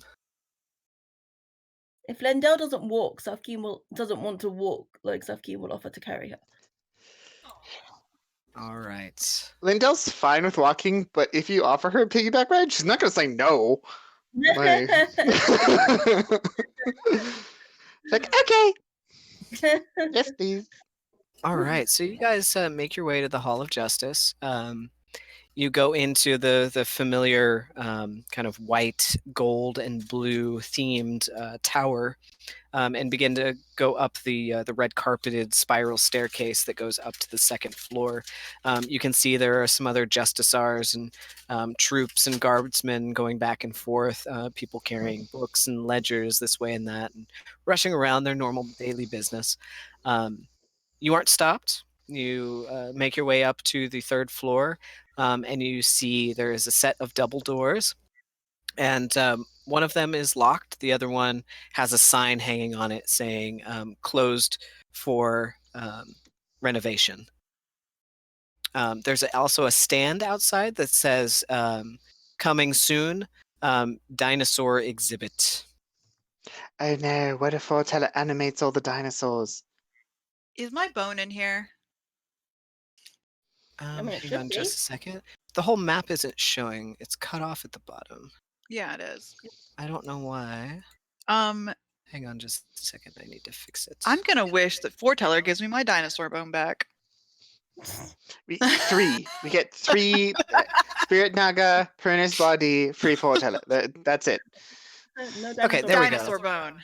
So Stolen by the you know- government. can you guys now see the doors at the bottom? Is it showing I'm not sure I correctly? can see it. Yes. Yeah, yours on is my looking screen you good. can. Okay. If you're not seeing the 2 spiral staircases in the bottom left and right, then just refresh. We lost Thomas dropped off. Doo-doo. Wait for it. Okay. I think my All right. internet's working so great. What we do today? Oh, there he's coming back. Okay. I'm not able to see anything, but just imagine what the general room. Do you want me to give you a screenshot of what it looks like from above? I guess Did you see so. it at all? Is it? No. Okay, let me do a screen grab. Okay. You're in the Okay, Jenny. exhibit space. So let me move you over here. Jenny, what messenger service can I send it to? Are you on Facebook Messenger right now, or? Okay, I'll do it on there.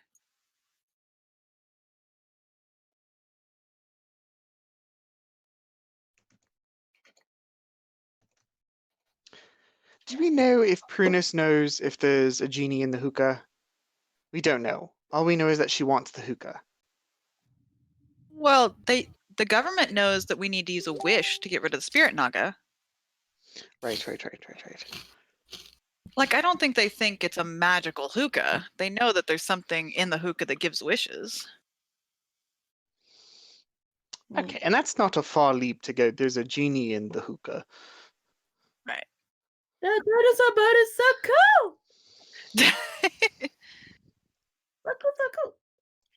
You is looking through the whole space for her particular dinosaur bone. She rolled a 17. Is it investigation? +8, 25. Do I see my bone? It takes you absolutely no time to notice. As soon as you walk in the door, there's a very discolored femur bone on the dinosaur that's directly in front of you in this exhibit. This is a Makola Membe, and its femur bone looks very familiar. Damn thieves. I'm The gonna get others have CC been to like steal that. lacquered over, but this one in particular is not lacquered. I'm gonna get CC to steal that back for me. That seems like a really bad idea, just like, like putting real bones on an exhibit floor. Instead of You think it'd be smarter to, like make a replica and put the replica on the floor and then keep the real bones safely. Are you saying my bone wasn't real? I found that bone But no, fair and square. I'm just saying, like, as a general practice as a museum, it seems rather odd that they would put these extremely valuable bones right out on display for someone just to steal them. I think it would make a lot more sense, to make some kind of replica, put the replica on the floor and keep the real bones safely. It's almost like So, they want are you us hopping to steal over it. the railing? Oh, is that a railing? I was just walking. Okay. Okay, I'm not gonna hop the railing. You do hear a voice from the upper balcony to your right. Through one of the windows, you can see a familiar red-headed woman with very large glasses peering over the edge. There's a couple of books that she's set on the ledge, and she says, "No, we don't use the real ones. That's a fake. It was just cast. We just haven't lacquered it yet." Everyone, you're welcome to come up to my office, second floor. Just Don't cast worry, it. we'll find the real one. Don't worry. Okay, we'll go up to her. Okay. You pass through, you notice that not only is there a giant Makola Membe replica, there is also a very large Egyptian type statue of a very interesting, like, animalian face. Very nicely carved, looks very old, a relic that has been brought here and staged. And then also in the middle there are two red dragon wormling skeletons that look like they have been preserved over time and are now fossilized. It's like a whole cutout of just this slab that's on the floor. Question. Yeah. The whole, like, getting back to the, like, I was riding on Safkeen and hanging out at the house. Can that count as a short rest? Yeah, sure. Okay. You guys can have a short rest. Xavier, do you think I could attach Lafayette to the top of a dinosaur or dragon? Yes. Okay. We're gonna. Can I help? It's your laboratory. Okay, so there are spiral staircases on all four corners of the giant space. The stairway leads up to the second floor on either side, and there's a balcony on the left and the right with several arched, like just open windows that you can look out onto the fossils that are below. You can see there's a couple of doorways up on the upper floor. On the left-hand side, there's a doorway here, and on the right-hand side, where Prunus went back to her office, was over here. So you guys make your way up to the office? Yeah, we're going up to her, right? She called us up there. Okay. I'm just going to leave it on the screen. So you walk in, and there's a very nice library type room that's lined in wood paneling, very nice ornate wooden floor. There's a little kind of a nook alcove that's surrounded by different artifacts that are in various stages of research. There are boxes with various bones in them that look like they are still in the process of being dusted, removed from their larger rock portions or exposed so that they can be displayed. You see lots of parchments spread out everywhere, books are open, and Prunus is behind a desk in the back with a nice, ornate lamp, and she's working over her studies. She looks up with her big glasses and says, "So, did you get it?" Who has it? Carlton? Oh, yeah. Here. Good morning, Prunus. Is it morning? Afternoon? It Afternoon? It's Evening? been quite a while since you went down to the sewer. Good evening, Prunus. I would say it's probably just after lunch. You guys ate lunch after the manor, so maybe 2:00. Good afternoon, Prunus. All right. Good afternoon. Right. Please bring it over here. She ushers you over to a table that has some clutter on it, and she kind of pushes it aside. Here, unroll it. May I? She looks to all of you. Sure. Sure.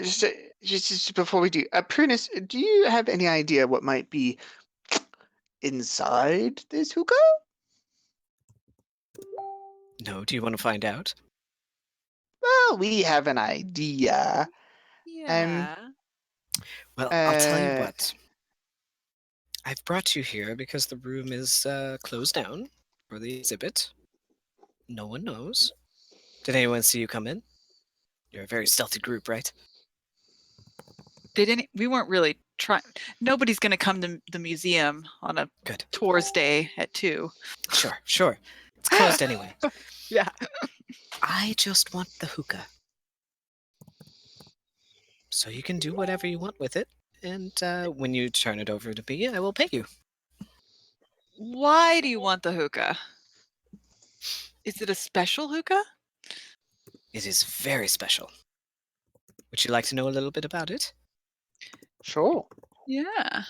This hookah was once owned by the 6 psionic sages. It was created in order to trap elemental spirits that plague that desert island. Weird. Legend says that the 6 psionic sages created this hookah as a way of meditating and capturing these spirits when they enter at night. The elementals would come to rob people of their riches, steal people away, and make slaves of them. And one night they got together and were able to trap it in a magical hookah of their own design. They made several of these, passed down from generation to generation, lost to legend. I got a little piece of information that there might be one at an old site in Zeus, the city of the dead on Seon. I went, and sure enough, we recovered it. Just went missing on the way back, and now we know that Prunus must have stolen it. I thought it a little odd that she wanted to go on that trip. You're Prunus. I'm sorry, Mildred. Okay. It was a You've been little working odd that very Mildred hard, wanted to go. dear. I know. I've just been up. I've been up for hours. Anyway, Mm-hmm. it was a little odd that Mildred wanted to go on that trip and mysteriously disappeared from the cargo of the ship after she made her exit. I didn't have proof, of course, and she's a very powerful member of the council until recently. But you've recovered it. I think this is it. I'm so eager to see it. May I? Just a moment. If for some reason there was an elemental or genie per se, in theory, just for conversation, already trapped. I'm getting there. Already trapped in the hookah, and say again, postulating. Ooh, that was a big word. Good job, Lindell. My books are rubbing off on you. Yes, wow, get that. Oh, I know it. That there was, say, a genie elemental in the offering wishes for people. Do you know how that would work? Well, legend says that genies can grant wishes. I don't know if this one does. Right, but is it like there's only one person that it can grant their wishes to, or like anyone who rubs the hookah gets 3 wishes, or has that work? Well, I'll let you in on a little secret. I was hoping you would open that Pandora's box before anyone else could. You're very you're good at dealing with things like this. I've seen what you've done at the mansion with the demon that did that to Ellis. So I you knew figured there was maybe a you genie in could- it the whole time. I suspected. Insight check. I'm guessing all of them do. Okay, Insight. go ahead and roll an insight check. I suspect all the ones that the psionic sages created probably do. So you And- sent us after a potentially deadly elemental. For good 21 for pay. insight. She's telling the truth. She okay. totally sent you guys in there. She figured you would try.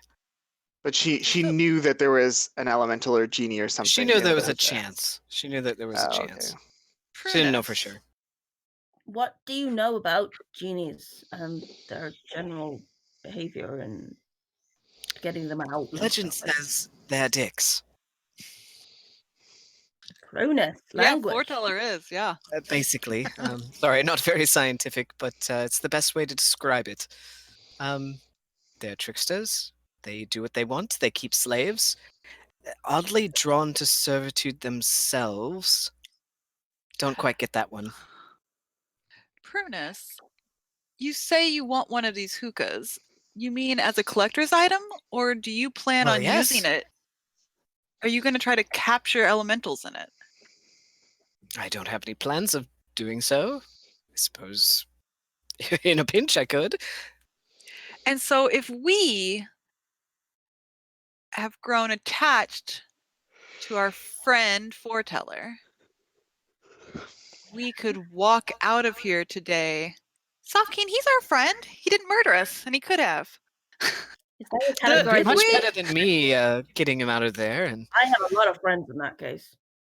See? You're very popular. Of all From the your people testimony- that didn't murder me.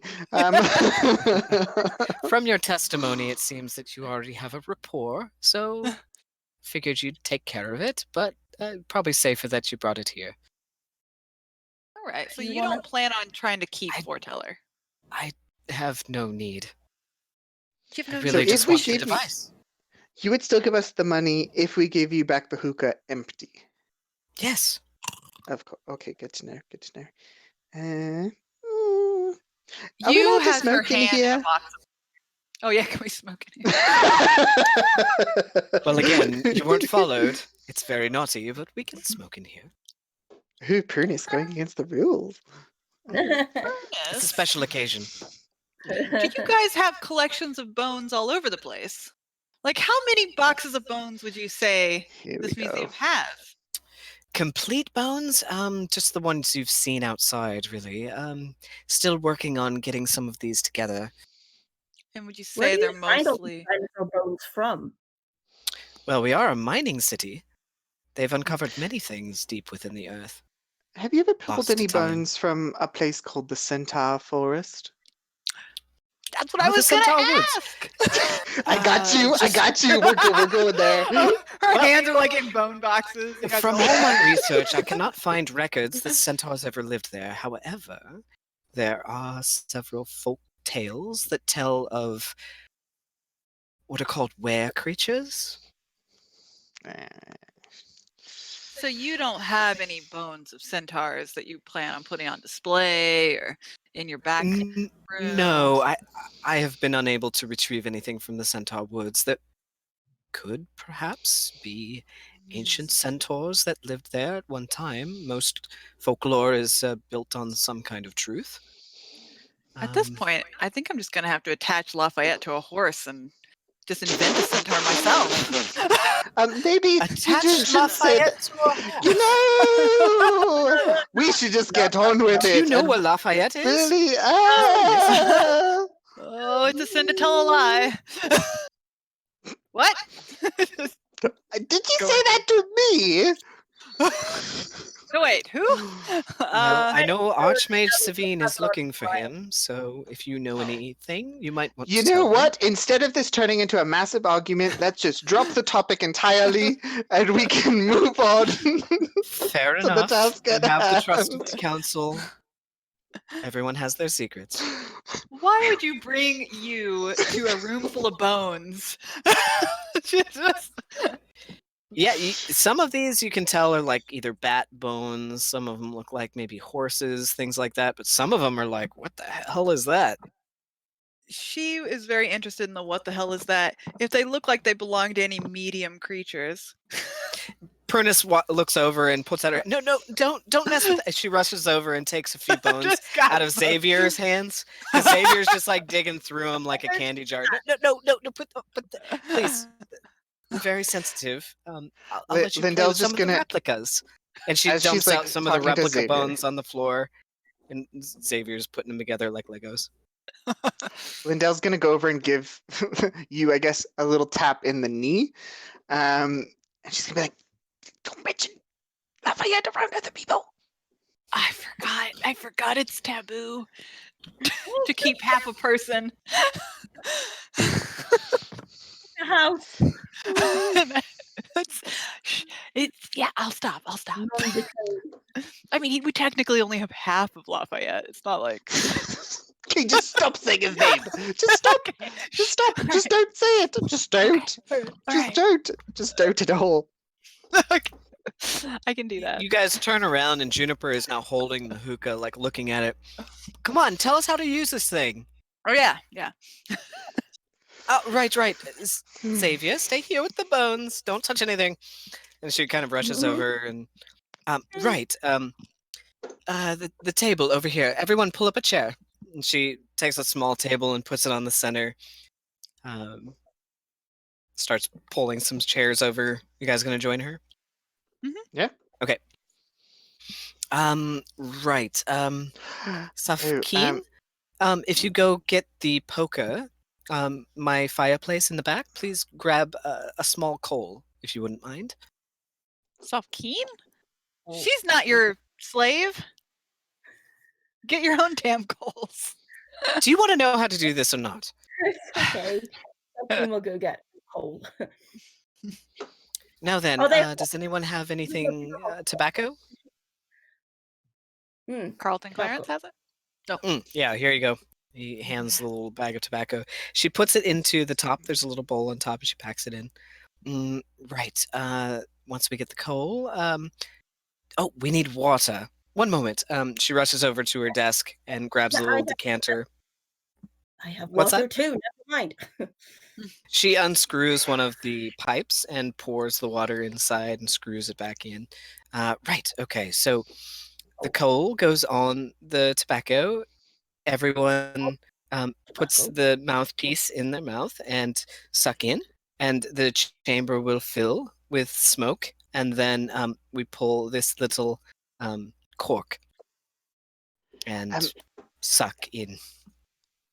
And swallow it? Well, you inhale the smoke. It's called smoking. And you exhale it as well? Carlton breathe? just kind of puts his hand in his head. Yes, basically, that's it. You don't have these recreational activities down. It doesn't sound very fun. You know, like this is a thing that a lot of people do. Like this doesn't sound very enjoyable. Like I thought there was No, going to be it's like great. points or lights or something like that. Like It's great, especially if you got some beer. They do it at the Dragon Dice Parlor down in Harbortown. I'll take you sometime. I do have some charlatans dice. Do that. Good to know. before we get started, Lindell would very sneakily like to, under the table, cast protection from evil and good on herself, just in case. Oh yeah. Not the rest of us, Lindell Just spells. in case. I have to use a second level spell slot to do it, and I used one of my channel divinities to use one of my harness divine powers as a bonus action to regain that second level spell slot. So now Do I'm you using it have for holy this. water or powdered silver and iron? I do. I have powdered silver Okay. and holy water. All right. And it says it doesn't consume a dollar amount. I'm assuming it just takes like a sprinkle, like a dash or something like that. So she'll have protection from evil and good on herself. I wish there was an upcast component. Like if you cast it at second, third, or fourth level, you can do it on more than one person. like most spells, like Charm Person and Command, if you upcast it, you can do more than one person. But Protection from Evil and Good, even if you upcast it, it doesn't increase the length of time and it doesn't increase Right. the number of people. Which But kind of sucks, but at the same Yeah. time, Lindell, I almost forgot. She's gonna go into good to her know. So you're concentrating on that. Yeah, pocket concentrating. in her. She's gonna reach into the pocket into her robe and pull out the pearl that Lindell gave me earlier. Oh, the swirly pearl from you know Lindell. who. Lindell, this is a very special pearl that allows you to have a spell slot back later in the day. I didn't realize till you handed it to me, because I had Identify up when you handed it to me. So, yeah, you should definitely keep that. How does with do it. I eat? Do I eat No, it? no. Do I Just, have- just you'll just have to hold it for an hour. Think about it real hard. Okay. And she'll just kind of like flick her fingers and it disappears into one of her many pockets. Nice. Yeah. So, Do a sleight of hand check. oh, Okay. no. Yeah. Who's Yeah, gonna take?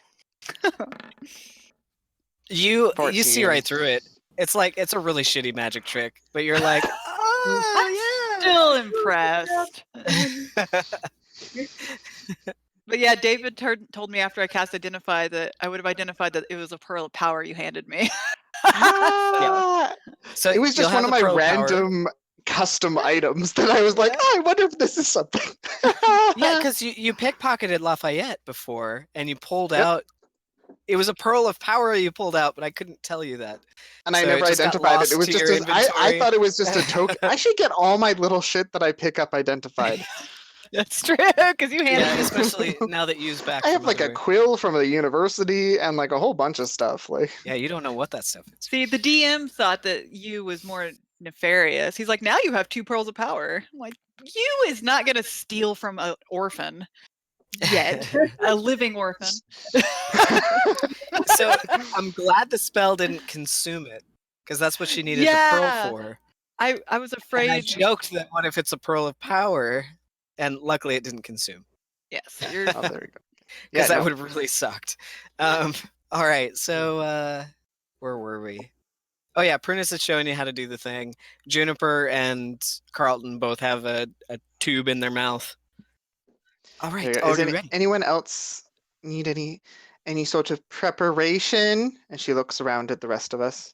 Well, let me mention something very quickly, because I don't know how this is going to work. Either you will suck in Foreteller, or he will just magically appear. I'm not sure. I'm not eating Foreteller. That's Well, creepy. I don't know how that works. Again, it's a legend. Mm, Okay. better be the latter. I think we'll be okay. And Lindell's like, because we're prepared. And she like winks at you and Zafkeen. Is your eye okay? Yeah, no, I just got a little bit of smoke in it. It's just, you know. Oh, there, it's better. Right, Yeah, well- maybe. I'll leave you to it. I'll be here in case of an emergency. Just continue working. Wait, you're not getting a puff of this? What? No, that's why I wanted you to open the Pandora's box without me. Well, I think there's only 5 people right now. Juniper, Carlton, Lindell, Xavier, Safkeen. That's it. Xavier's playing with the bones. I can't breathe. Oh, never Oh. mind, not Xavier. Oh. Jen. Oh, yeah. right, Jen. Jen, you're so quiet yeah, today. About me. Yeah, she takes the seat. All right. That's still only 5 people. We don't need 6. Do we? That's No, oh yeah, I guess we Juniper do. and Carlton. Okay, here we go. Just before we start, I'm just going to be very blunt with everyone. There is a genie in the hookah, and the genie offers 3 wishes to some people. Carlton and Juniper, it's really, really important. We have 3 set wishes going into this meeting that we need to wish. First off, that the spirit Naga stays dead and never comes back and is dead, dead, dead. Like, erased from, I don't know, erased from existence? No, that's erased memory. Just be very blunt. Spirit Naga dead and never comes back. Number 2, that this person, and she gestures at Juniper, that soul goes back into her original body. Is that how we want to word it? How do we want to word it? I don't know. Juniper, do you know where your body is? Maybe? What if it's being held underground in a cave underwater, and then you bamf back into your body, and then you're stuck in a cave underground underwater? I'm a water genasi. Oh, no, wait, I wouldn't be. You wouldn't be. You'd be back into your elven form. If we don't know where your body is, should you wish for your body to be here? I would wish for my body to come to me, I guess. And for you to enter it?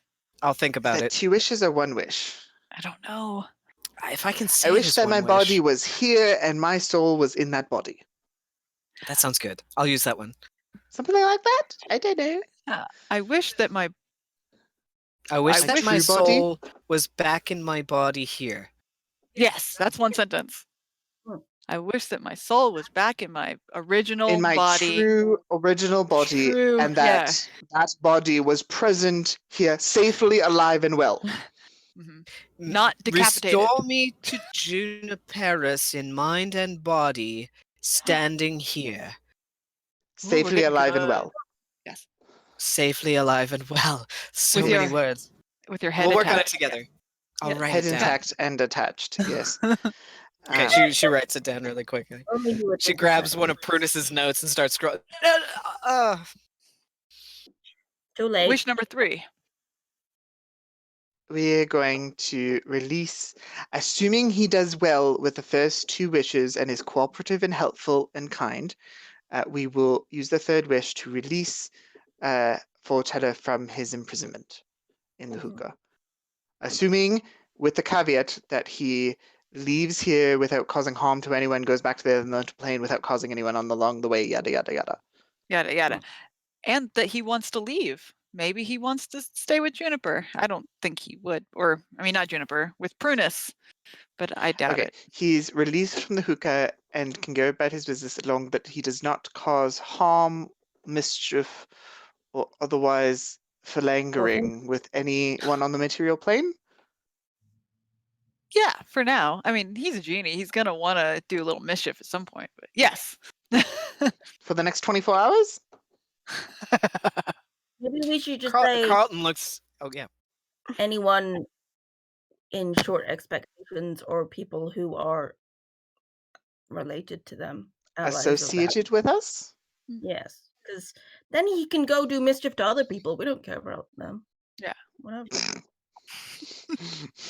Callista Libra all of a sudden gives us a call, be like, so, I heard you sent a genie my way. I was imagining the 24-hour rule. Like, we wake up tomorrow. Oh, yeah. I think your plan's shit, and Foreteller is a liar, and we're gonna get ourselves into deep shit. But I'm ready. Oh, Carlton, he's been good to you. No, he hasn't. Wait, what am I No. saying? This has been awful. Let's just keep the trend going. Oops. Whoop. I guess her tube would probably be quite big, wouldn't it? Yeah. Yeah, because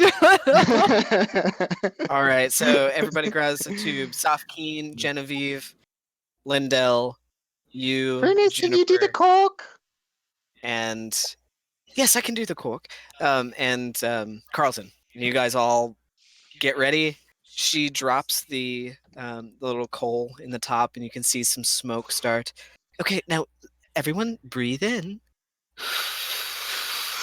You can see the chamber begin to fill with smoke. It comes out in the beginning like a normal gray smoke, but then it takes on a blue aura as it begins to swirl and sparkle inside the chamber, and then goes into the water and starts to bubble a little bit, but then stops. Okay, everyone, are you ready? When I let this off, everyone inhale very sharply. Okay? Boom.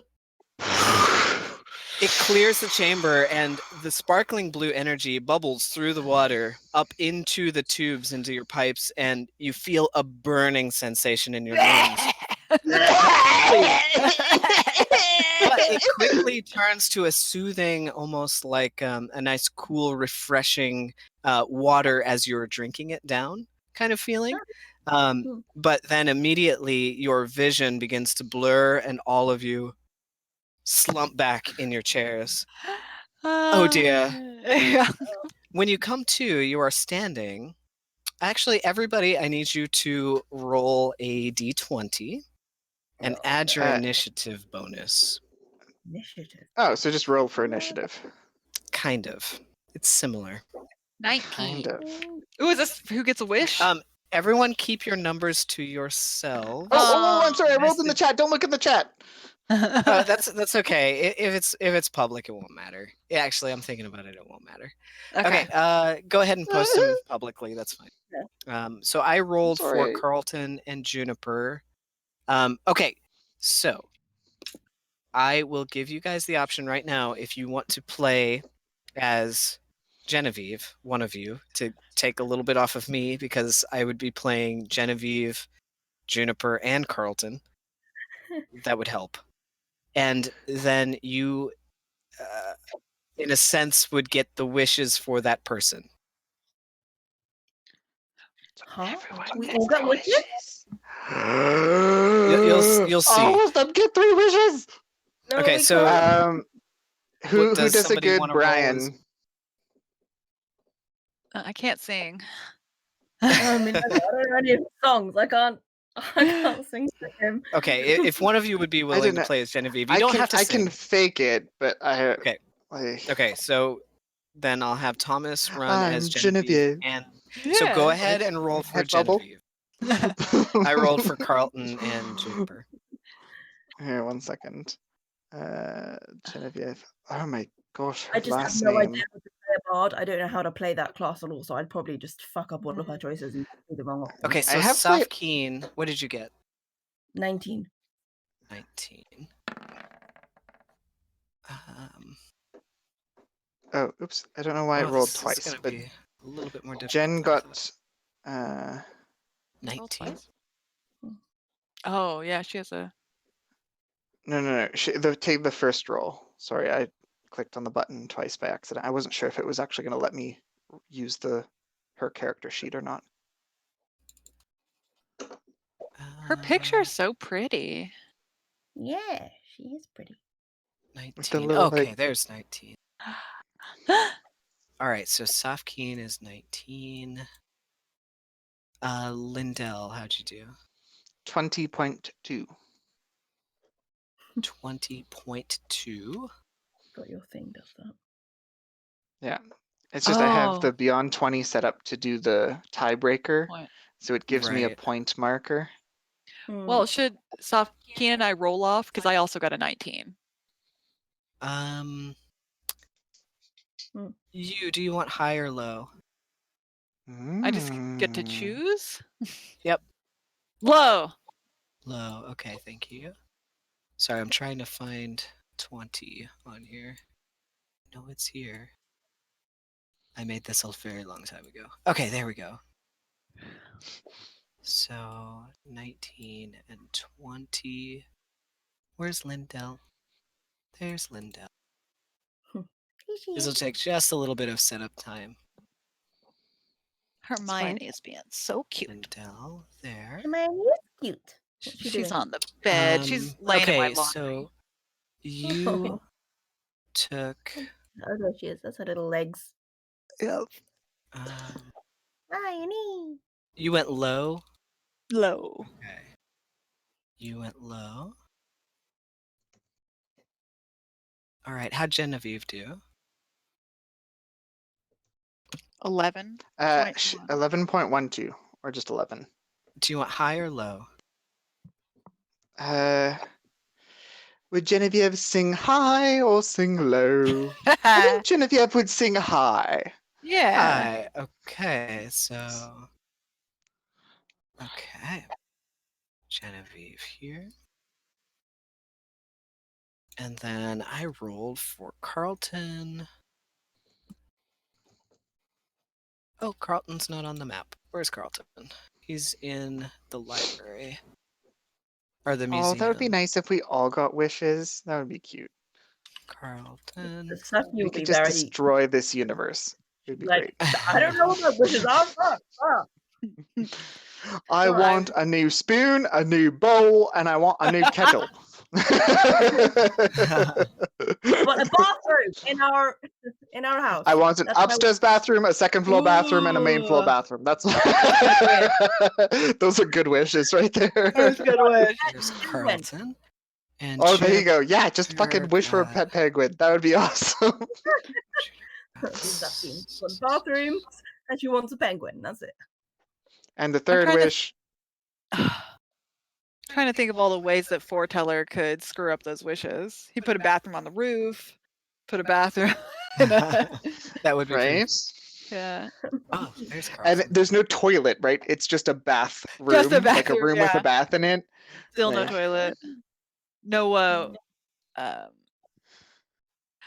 was trying to think like what would he do if I wished for a centaur?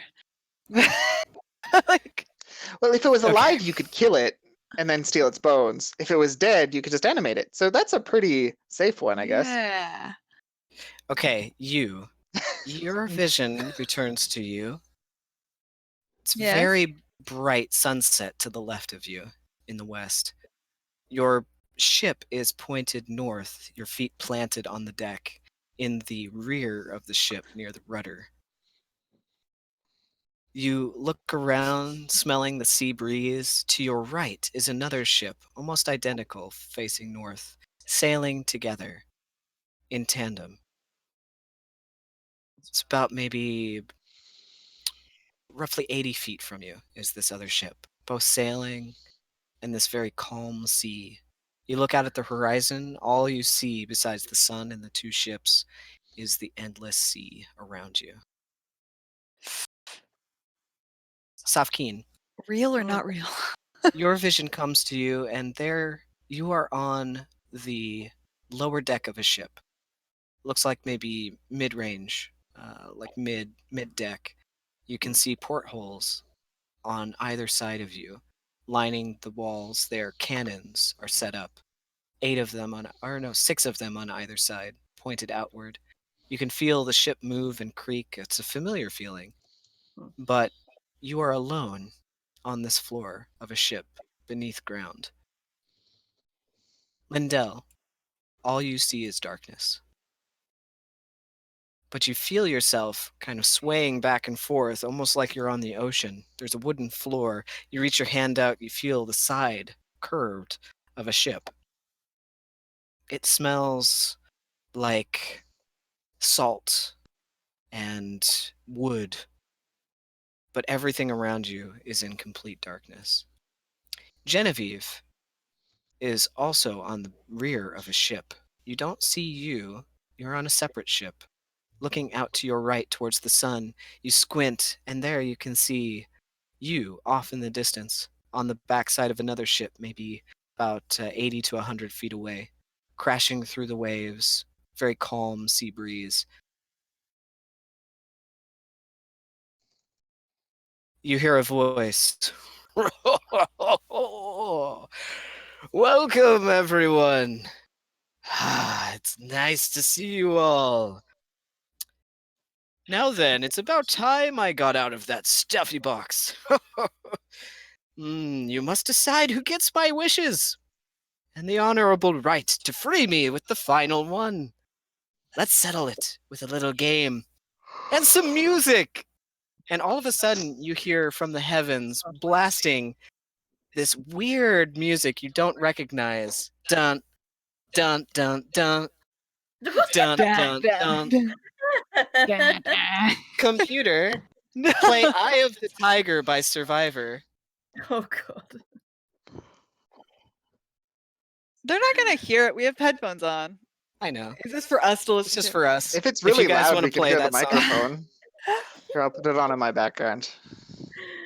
So as the music starts, kind of like blaring from the heavens, all of you are like, "Oh no!" Foreteller, you can hear him. It's a fight to the death. What? No! No! No! So all of you have rolled initiative. I'm gonna go ahead and put it on the screen. Wait! $4! Genevieve's got like the wind in her hair. Yeah.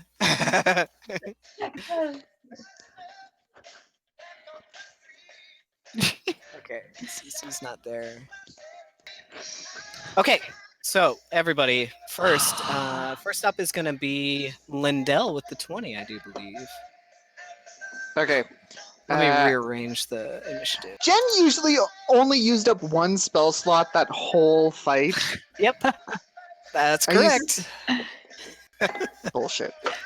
All right. Her one spell was making the illusion of the box. Is that what? I think That was it. that was yeah. a cantrip. That was her minor That was a illusion. cantrip. Oh, it was a cantrip. Sending. That was her one spell, was to cast sending. All right, so you guys should all see now the ship Fucking scene. A. Now down below will be all black. That's below decks. Oh, Can you that's send where me Lindell is. And Lindell, Okay, yeah, you're in the I all see my black. token in just like a little black spot. Yep. Okay. Yeah. Ew, there's like a Foreteller! little blue thing, and there's a hammer. Foreteller, what do you mean a fight to the death? And there's a little face. I know I Why? will. You talk to you, we hate you so much. I forgot that kind of Foreteller fucked over everybody else way more than he did you. You doesn't hate Foreteller. He was kind of okay to her. Okay, Jenny, in Messenger, I just sent you a screen grab of where you are. Okay, so Lindell, you're up first. You're in complete darkness. Yeah. So she can't see anything. No. Okay. She can feel the wood beside her, and she hears Foreteller say this. Mm-hmm. And then she's like, well, I mean, it doesn't really matter as long as one person does the wishes. But she's I guess for her first turn, she's just doing an inventory. So she wants to like give herself a quick pat down. Does she have all of her equipment? Yeah. Does she have her staff? Does she have her spider you are climb you. boots? Yep, you have And- everything. The only and thing she you don't have is any expended spell slots or her And HP. that's what she does next is she meditates a little bit and thinks about her spell reserves. And she's like, oh, fuck. So I put protection on all of y'all. I did. Anyways, is she still concentrating on protection from evil and good? Yes.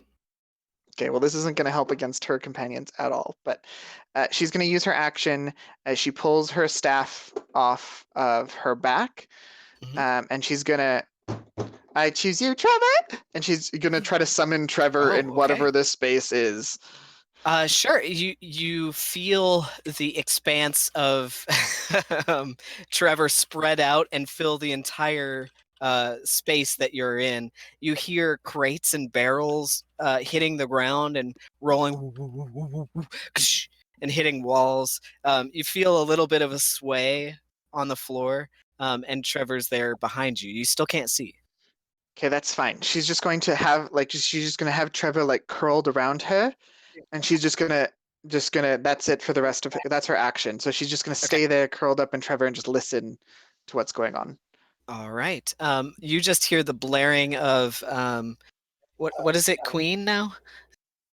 That's what came up next on my playlist. Bohemian that was on Rhapsody yours, came up. which is a perfect playlist. It's all 80s music, so it's just rolling through 80s rock ballads. Yeah, Can so you we guys got hear that Bohemian over my Rhapsody now. microphone? Yeah, it's perfect. Oh. Should I turn it off or is that okay? No, I think it's No, fine. we can hear it.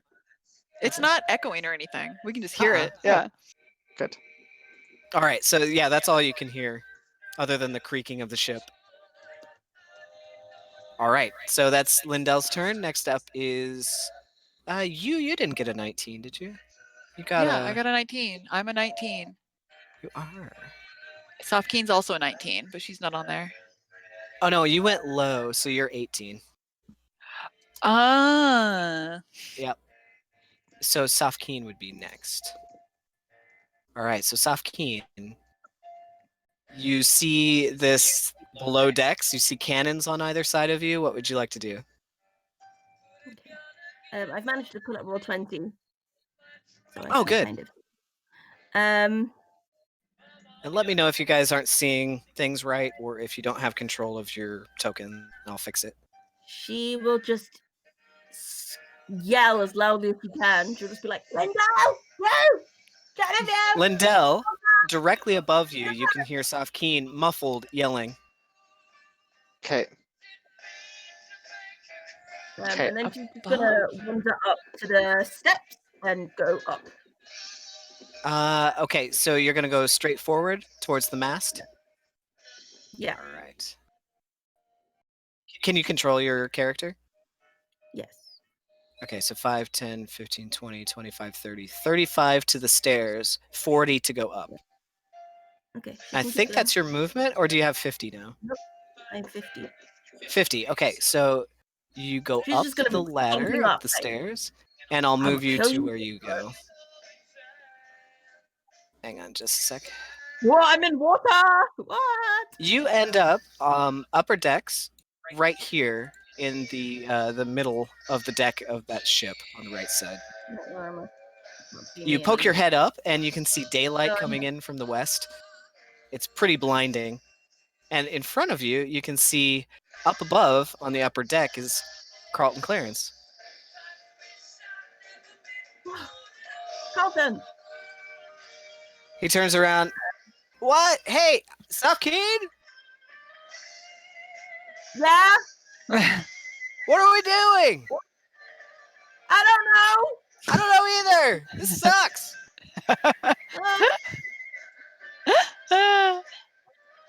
Can she look around and see if anyone else is around? Yeah, you can come up onto the deck, and you look behind you. You see Genevieve in the rear of the ship, up by the captain's wheel. I'm like, Dad, are you okay? Yes, but I feel a surge of music. The wind is blowing through her hair. She looks magnificent. Can you feel it? On the air. The drums of war. I imagine her pulling out a violin and playing along. Yeah, exactly. And then she'll pull out whatever instrument Her she can do. bells. She's playing her bells. Oh yeah, she'll pull out some bells and just ding ding ding ding ding ding ding ding. Oh, lover of the music. What are you doing? I'm watching.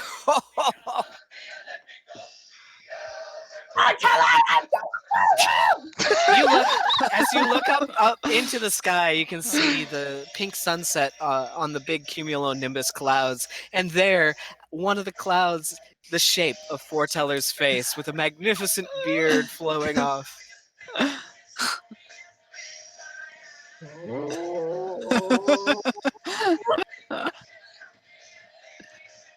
All right, Safkeen. So you've got 10 more feet of movement. We will. Gonna walk towards Carlton because Jen's being weird with her music. So she'll walk as close as we can to Carlton.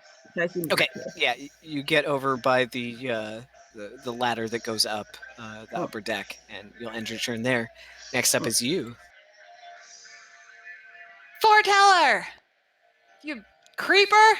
We're not gonna fight to the death! We're best friends! Don't worry, it doesn't hurt. What, Do you want the wishes or not? but we want the same 3 wishes! We're not competing! There's no wish competition, Foreteller! There is now! Oh my gosh. Not everyone in your party is feeling so generous.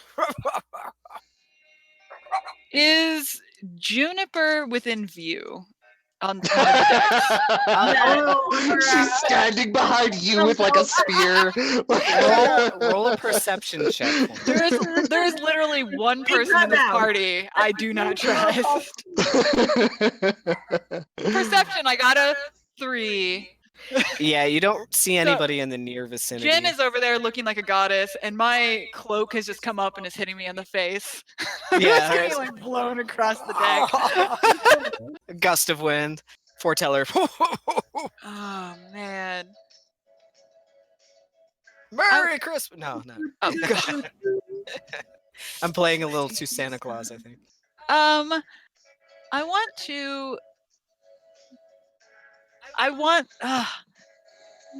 I don't remember. Okay, when we were in the dream world, this is meta. This is me trying to think out loud. Yeah. Our spells didn't work. Our magic didn't work, right?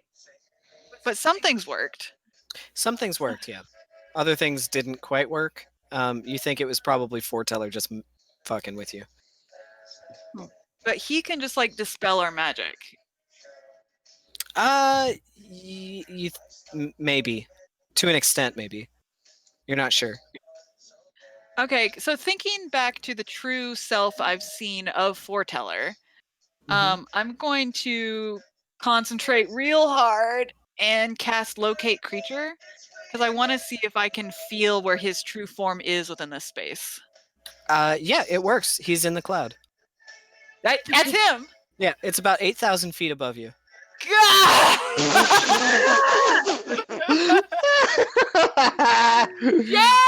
Do you have any spells with an 8,000-foot range? What? Jen, just as she's playing the bells and the wind going in her hair, she hears you and she turns to look at you. And she just says that like very creepy, like... The sun glinting off the bells. You see a twinkle in her eye. She's eating it up. Yeah, Okay. just the drama of this moment. Like, even if this is a dream, Jen is just like living for this right now. Gosh. Okay. Okay, so you use Locate Creature. Yeah, and I moved just down the deck because there's nobody around me, so I use like 30 feet to go, I don't know, to here-ish. Oh, there's nothing else I can do. Okay, next person. All right. Next up is Genevieve.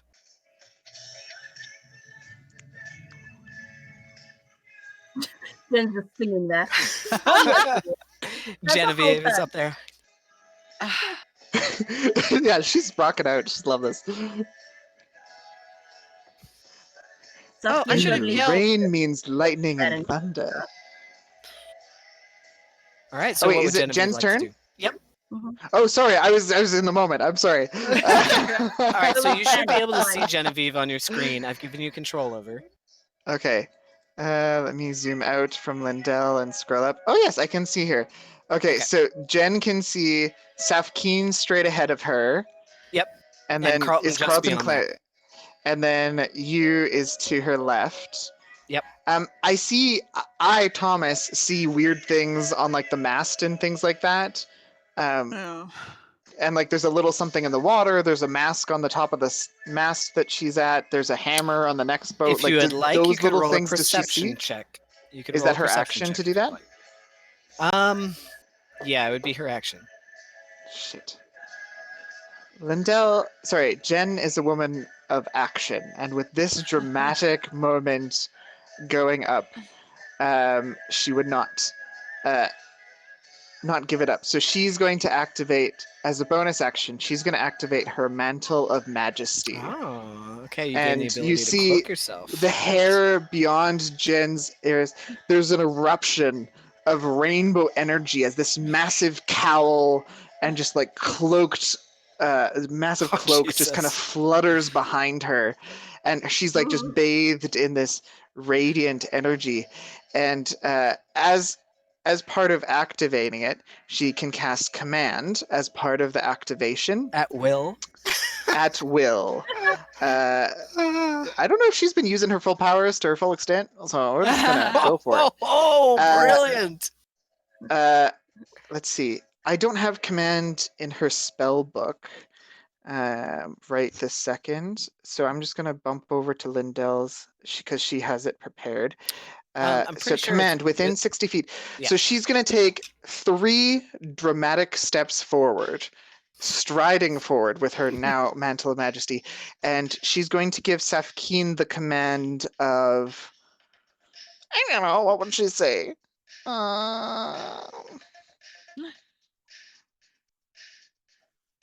She can do it from where she is. Okay, yeah, good. You're only 57 and a half feet away. Ending its turn with it. Oh, she'll. She's gonna point at Carlton, and she's gonna say attack. So she's commanding Carlton's a Safkeen. She's commanding Safkeen, but she's going to Okay. point to Carlton and she's going to say the word attack. That's her command. To Safkeen. To Safkeen. So she's commanding Okay. Safkeen to attack Carlton. All right. So Safkeen, I I need do it you to on my roll. I turn? think it's a wisdom saving throw. For command, she must make, yes, a wisdom saving throw or follow the Okay. command on her next turn. Okay. And Genevieve's spell DC is 16. Okay. I got a 14. 14. So all of a So- sudden, Safkeen, you feel a blinding rage. You're looking around. The first person you see, Carlton Clarence. You want to attack him with all of your might. And But you then can't yet. Or on my turn. on your turn. Your whole action is consumed with following the command, and it ends at the end of your turn. You're taking away Safkeen's actions. You had a plan. Ish. That's what Jen would do. Sorry. And then, feeling the sparkles, she's going to take 2 bells and just kind of twinkle them on either side. And I don't know, something like something about blessing the rains in Africa. She'll sing, and this beautiful sparkling rain appears around Carlton as if there's a rainbow that's just dripping through the sky, and she's using her action to cast Hypnotic Pattern Hypnotic around pattern. Carlton. It has a 120-foot range, Okay. and he has to make a Wisdom saving throw DC 16. Where's that DC for You pie? rolled a 15 plus 2, 17. Okay, so he succeeds. So he is not charmed by Jen. And that's the end of her turn. But- She's That's just gonna. very bad. But there Gonna is be a tough, side I know. effect. This spell, for some reason, the colors all begin to shine as just one color. And it splashes Carlton all over his armor with this almost like paint thick rain. The spell doesn't work, but I need you to roll a d6. Ooh. Is he gonna take acid damage? Is he gonna take damage? Poor Carlton. Carlton just wants to earn some money and take it home. Oh, a little wild magic. 1. Oh, wild magic surge. Oh, Okay, so you rolled a 1. all Yep. magic. All of a sudden, Oh boy. Carlton just looks horrified. Ah! He starts screaming at the top of his lungs. He is terrified. There we go. It's yellow, by the way. Safkeen, So it looks like you someone just want to peed all over him. dance. There we go. Safkeen just says, "You just want to dance with somebody." That thing does not want to You're dance like, with yes. Carlton, that's for sure. Dance with Carlton. Oh my All God. right, so that's Genevieve's turn. Yes. I'm going to say yes. All right, so on to Carlton. Terrified, he pulls out his sword and runs himself through. Whoa! Whoa! He immediately drops to the ground and bursts into purple smoke. Any of you who are looking up at the sky notice Carlton's face bloop out of one of the cumulo clouds. What the? What happened? Oh, welcome to the sidelines. Watch the show. God, it's Genie Dodgeball. So Carlton is gone. Oh. Oh no. All right. So next up is Juniper. Yeah, I'm gonna run towards this blue portal looking thing. Next up is Lindell. Sorry about that. Okay, Juniper's done with her turn. So Go Lindell, ahead. she heard Safkeen above her, and then like some feet. Okay, she's just taking things nice and slow. She's gonna use her action to cast light on Kumo. Okay, you cast light on Kumo, and it immediately illuminates the room with Trevor coiled around you. You are in the cargo hold at the base of a ship, and right in front of you is a very cartoony-looking, like, space gun is the best way to describe it. It's just floating there in the middle of the room. Can you give my token light, Yeah, I'm please? trying. limit field of vision. That's Emits light. Lindell is basically out of spells, so that's what How she's many looking for. Is like, what is the material around me that I can? How What is many my feet? environment? How many feet? It gives off Can't tell me light, bright light in a 20-foot radius, and dim light in an additional 20-foot. What, baby? 440. 40.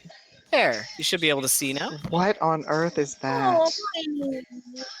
It's a weird looking. It's almost like a kid's toy, but full size, and it's floating in the middle of the space right in front of you. There's a ladder right in She's- front of you as well that goes up. Okay, she's gonna reach out and like poke the space gun. You poke the space gun, and now it's in your hand. You're immediately attuned to it, though it does not require an attunement slot. You now have Foreteller's big-ass hand cannon. Add it to your inventory. No. Is that manage equipment?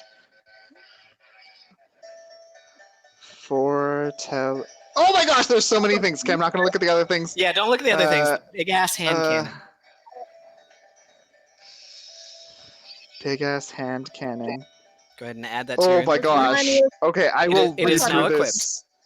Yep. Yeah, I will read through this in a bit. So her action is casting light, and she has the cannon, and I guess she's gonna use whatever movement she has to just do a quick lap of the cargo hold and see if there's anything else potentially useful down here. Investigation. Like, is there a bunch of like gunpowder or something like that? Okay, go ahead and roll investigation.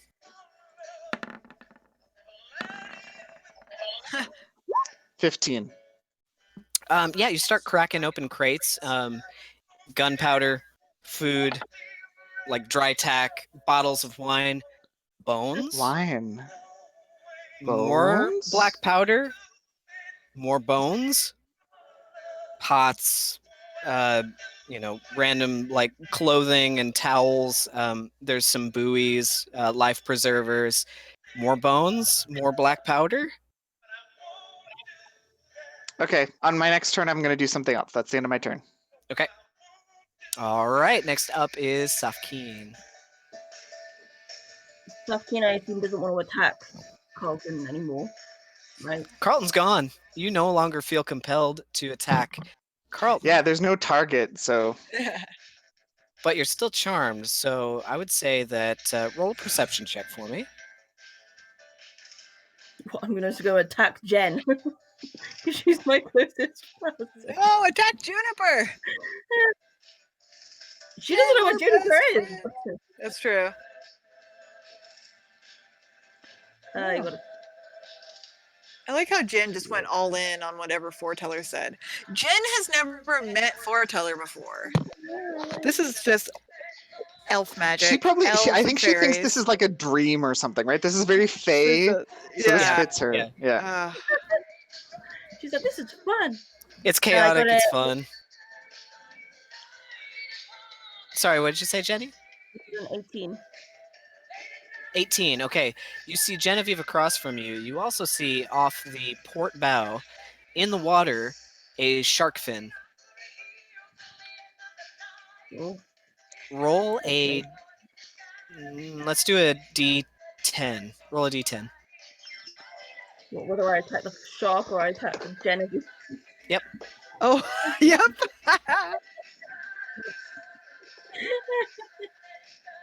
No. I love this magic One. item, David. This is amazing. I might add a little flavor onto it too, just for fun. There is a 'Cause lot of Foreteller can flavor do here. anything. It's pretty spicy.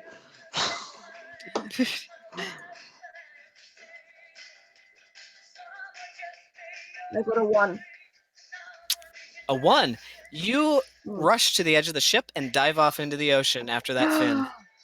Oh Why are no. my plans all getting ruined? Oh, shark Uh, fight. Roll an acrobatics check for me. Mm. So she jumped Oh. off this way. She's not between the boats. She's on the other side of the boat. Other side. Oh no! I got a 12. And you're officially in the water for the first time since we've started this campaign. Yay! Maybe there's a penguin in there. Oh my gosh. You feel a little bit of apprehension come over you as you dive beneath the surface. You see the familiar bubbles that kind of raise up from your plummet into the water. You can see the familiar sight of the kind of the clear but still murky deep. You can feel the current against your skin, but it gives you tingles, almost like a sixth sense, like you shouldn't be here. But then in front of you, about 20 feet away, you see a sharkkin, and you want to hit it. So you swim right up to it. Please attack that sharkkin. What is happening? It's a good question. I got an 18. All right, Oh 18. shoot, it's actually on there. All right, yeah, that hits. Go ahead and roll damage. Oh shoot. 7. 7 points of damage as you smack it right across the fin. It gets pretty angry, and now its attention's on you. You can. I think that's probably about all you do under the command spell. After your turn, it wears off, I think, doesn't it?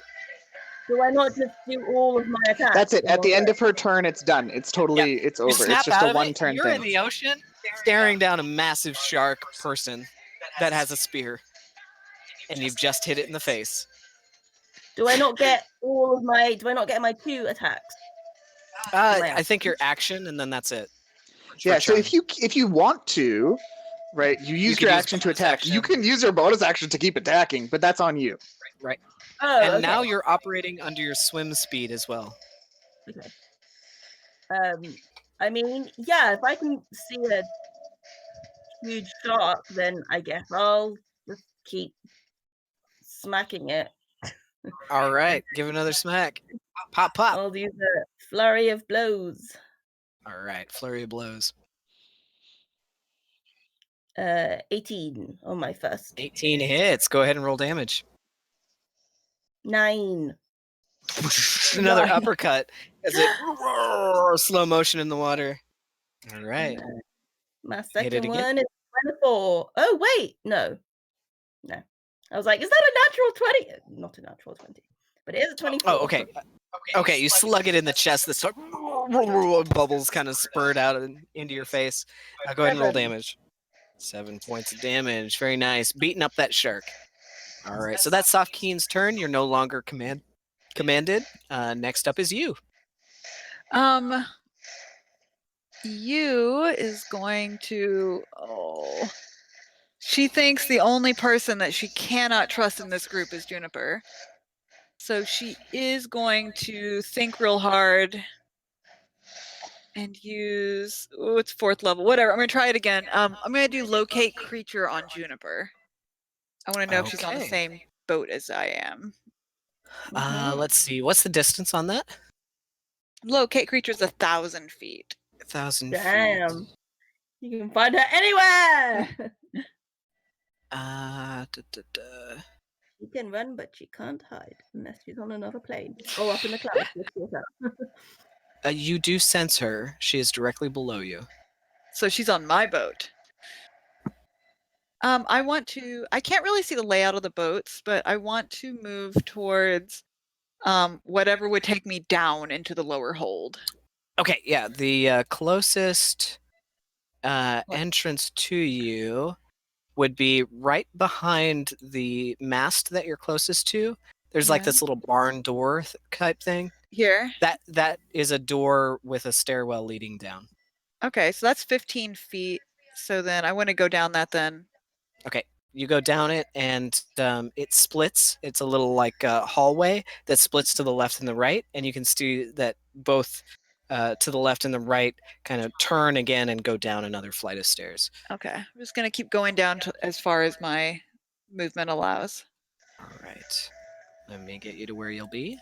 Like, We'll say that you went to the right. yeah. You end up at the bottom of the stairs. Now, it is dark down here. Okay, Oh, it's a cantrip. I can't cast it, can I? Light. Okay. Yeah, you can see a little bit of light coming down, but the rest of it's in darkness. You can just see a ladder going downward.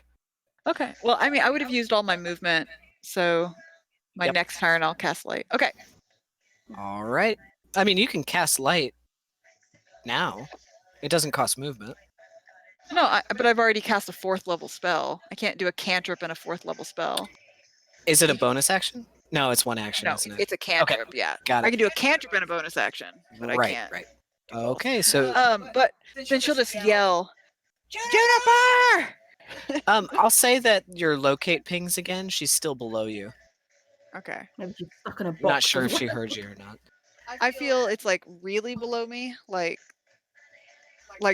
I would feel like a level below me, like a floor below me. Yeah, a floor below you. Okay. But slightly in front. Okay, next up is Genevieve. Okay. Lady Gaga. Jen- got it. Jen sees Seth Keen. She sees Carlton Simpoku himself. Yeah. And then sees Seth Keen jump in the water and is now fighting a shark. She's like, well, that'll do. She's then going to use her bonus action to activate now her mantle of inspiration. So Okay. she's got like one rainbow cloak, and the second cloak is like the exact opposite. So it's a shadow rainbow. So it's like bi-layered. And the darker cloak, the cowl seems to curl up and above around her head and trails off down her arms as well. And activating her mantle of inspiration as a bonus action, she's spending 1 bardic inspiration, and she's giving herself 11 temporary hit points. Okay. And she can use her reaction to travel her movement speed, which currently is 30. Can she climb using her movement speed? Yeah, it'll be an athletics check to climb. Sure. Okay, so she's going to climb up 30 feet. Is she going to up the mast? Yeah. Okay. 18. So you'll have to go over to the rigging that's on the side of the boat, which will be 10 feet of movement to get to the rigging. Okay. And then easily with that roll, you can climb up. Now it'll be 5. How much 10, to get up to the first platform? Let's see. I'll just use the ruler. 40 feet. Okay, so she doesn't get up to the first platform entirely. Right. With her reaction. And then her regular movement, she's going to use 10 feet to get up to this platform. And then how much to get up to the second platform? From there, again, it's just the ruler. That's good. Be another 30 feet. Okay, awesome. So she then uses her movement speed to get up to the second platform. What does she see? There is a mask there that is very similar to the face up in the clouds of Foreteller. It is a very heavy, masquerade type mask. Made out of metal and fabric and some other kind of accoutrement that looks almost like plants or vines. Right. Jen just kind of clutches her chest a bit and she says, well, we couldn't have a great performance without costumes now, could we? And she reaches out and takes the mask and puts it on. Oh, another one of my toys.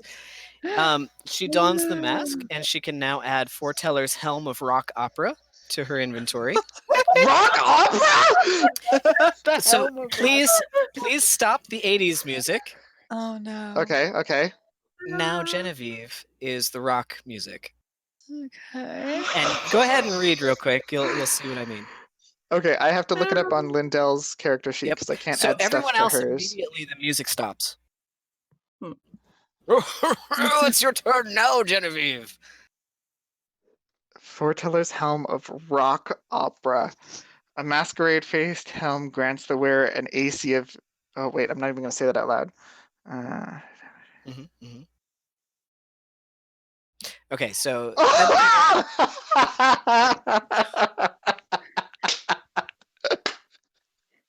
You guys are gonna be all.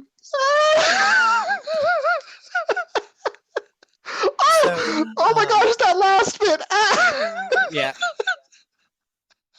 This is awesome. Okay, does it take an action for her to put it on, or is it just her putting it on? She just puts it on. As soon as you touch it, it's on. Okay, so she is loving this. This is her I love special that she thing. got it. I know. I Yeah, was this hoping is she would. perfect.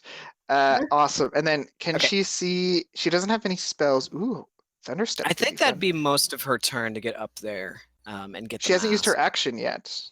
Okay. The Mantle of Inspiration was just Is a bonus action. bonus. Got it. Okay, so you and have then one using her action. reaction to move.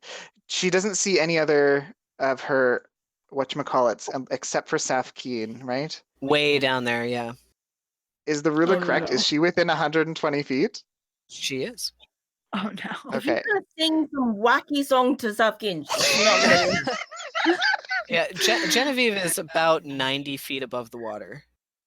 Okay. 90, Let's can do 95. something to smack the shark to smithereens. Jen, just feeling all this like chaos and energy, she's gonna release a 4th level chaos bolt Okay. at Safkeen. All right. At me? Yeah. Why not the shark? Cause reasons. If I've got Chaos Bolt. That's a 4th level, you said? 4th level, yeah. So it's a 26 to hit. I'd say that probably hits. That's a lot of Right, dice. Yeah. Okay, and then so it's 1 second here. Just let me pull up the spell details at 4th level. So the damage is 8. So, oh, isn't that a roll again? That's a roll again. Oh my gosh, it's thunder damage. On a fish? Really? You want to do that to your fishy girl? Want to electrocute You know, her? Lindell loves you, Sefkeen. I just want to point that out. Jen is the one attacking you. Jen hates Okay, so Who? so you take 21 points of thunder damage as she just says, "Ah!" and there's just like bolts of thunder that just strikes into you. All right, so Why? Safkeen takes much some damage? thunder damage. Below What? deck on the other boat, would I feel that rumble? No, you might hear the crackle of thunder in the distance. That's what I mean, like a thunder clap. Yeah, you would hear a How much thunderclap. damage? 8 plus 13, so 20. Oh gosh, my math. 21. You were right. Yeah, 21. Right? That's what I said? Okay, yeah. Yeah. Wrong. 21 points of thunder damage. Safkin's just gonna go.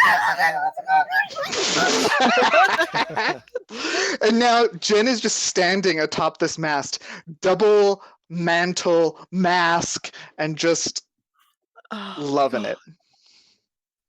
I'm gonna have to Can banish Safkin tell that Genevieve. it's up there? He's gonna go and be like, "Who did that?" Jen's gonna be like, "It was me." All right. So next up will be Juniper. Let's see here. Yeah, where's Juniper? You sense that Juniper is on the move. Okay. Not enough hits then. Okay. Ping me. Where is she? I have to go on to. You would ping right here, just below decks. Well, I don't see your pings. And now you ping upper deck on the same deck as you, straight ahead. I'm not seeing any pings, so. I don't know why. I'm sorry. Okay. But yeah, straight ahead of you a little bit. One moment. Feed her to Ordog. I know. I don't know what to do. Now you ping. She is in and her she element, is guys. above you. I want to know if there's boxes of bones in here. That's Yeah, what that I would be wanna know. weird. Boxes of bones? Who would find that? That's weird. Yeah, that would be weird. Foreteller likes me. Oh, that's interesting. No. That's very interesting.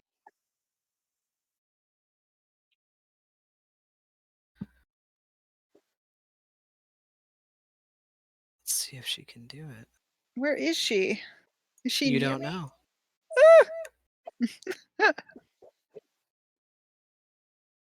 I do know. I have locate creature. I am concentrating. Genevieve, all of a sudden you feel a splash of water against your skin, and it starts to sizzle, and you notice this isn't water. There's acid now burning through you. Oh, that's a splash. It's bad for my costume. I know. How did she get up there? Where is she? David. Genevieve looks over her left shoulder and sees Juniper atop the mast on the other ship. Ah. Hang on just a sec. Why can't I grab her? Can you see her? It's I not cannot letting me see grab her. Move her. There we go. Now you should be able to see her. She's Now right I up top. can.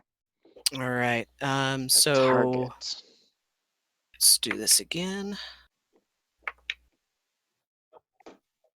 What's your armor class? Jen? Yeah. 20. 20. Okay. So another splash of acid shoots in your direction. However, it misses. The first Oh, one did she take any damage from the first one? 4 points of acid damage, and then Have to Juniper, 2. and then Juniper disappears again. What?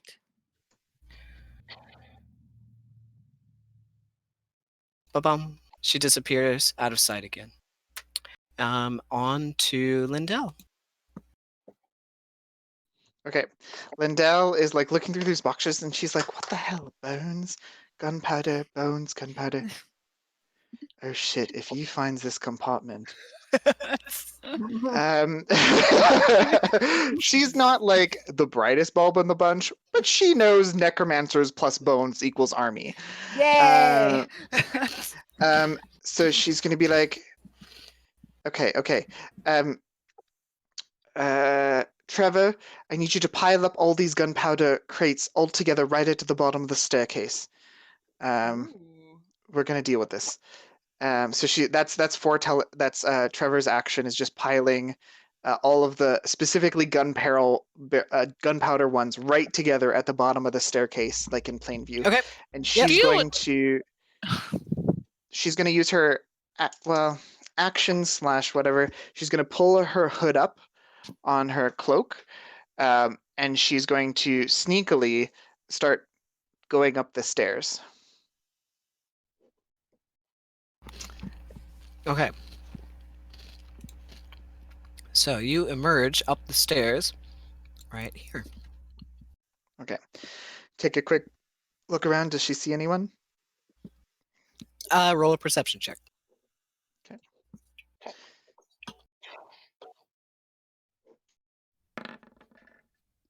14.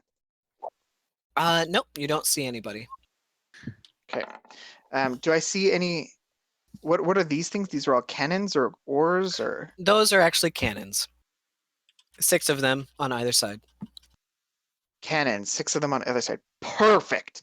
She's gonna run over. I don't know how much movement she has, but she's gonna run over and grab a fuse and pull it out of the cannon. Yep. You've got a she's fuse. gonna run back down the stairs. That's the end of her turn. Yep. Oh, no. All right. So you emerge back down below, and you can see Trevor has piled up a couple of the crates.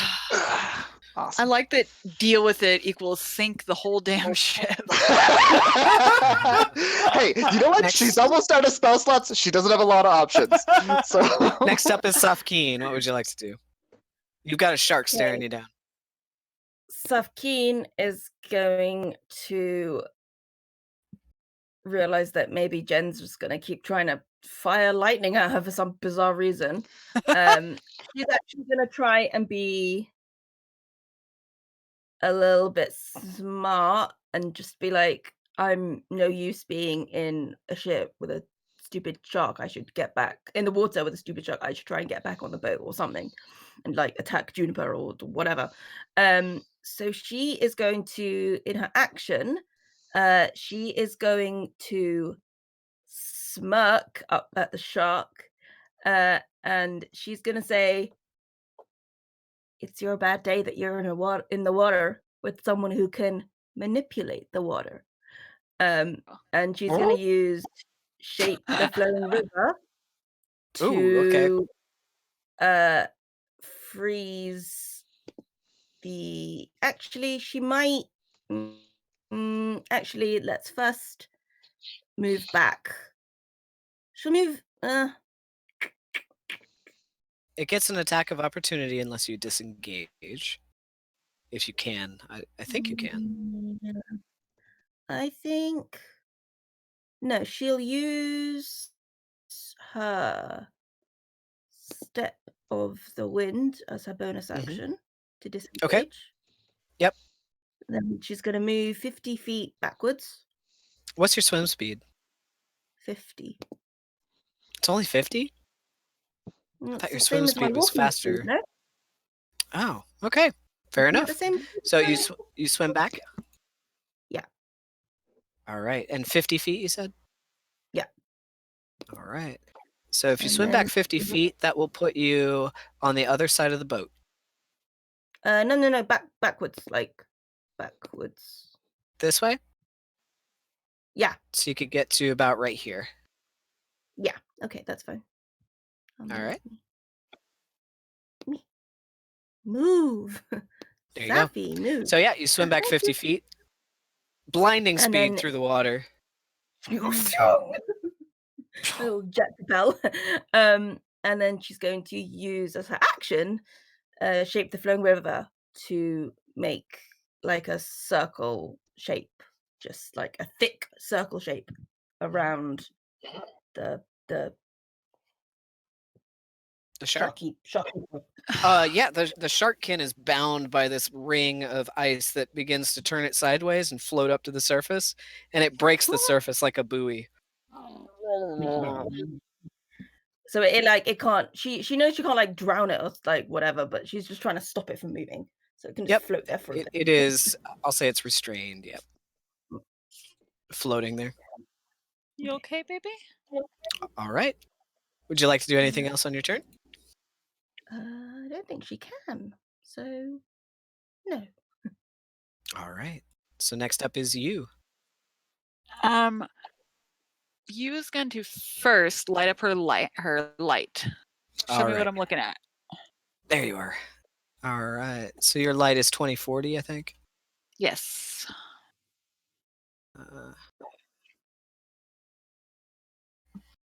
20. Because right now 40. my whole screen is just black. Yep, there you go. So you can see there is another ladder. There's a doorway. It goes around the corner. It looks like there's a couple rooms in the center. And then on the other side of it, there are the cannons for this ship on this deck. Oh, I don't have any crates of bones. Oh you dear, what a ping that- shame. You ping that Juniper is way up above you, What the hell? about 80 feet above you. Okay, well, I'm not getting up there.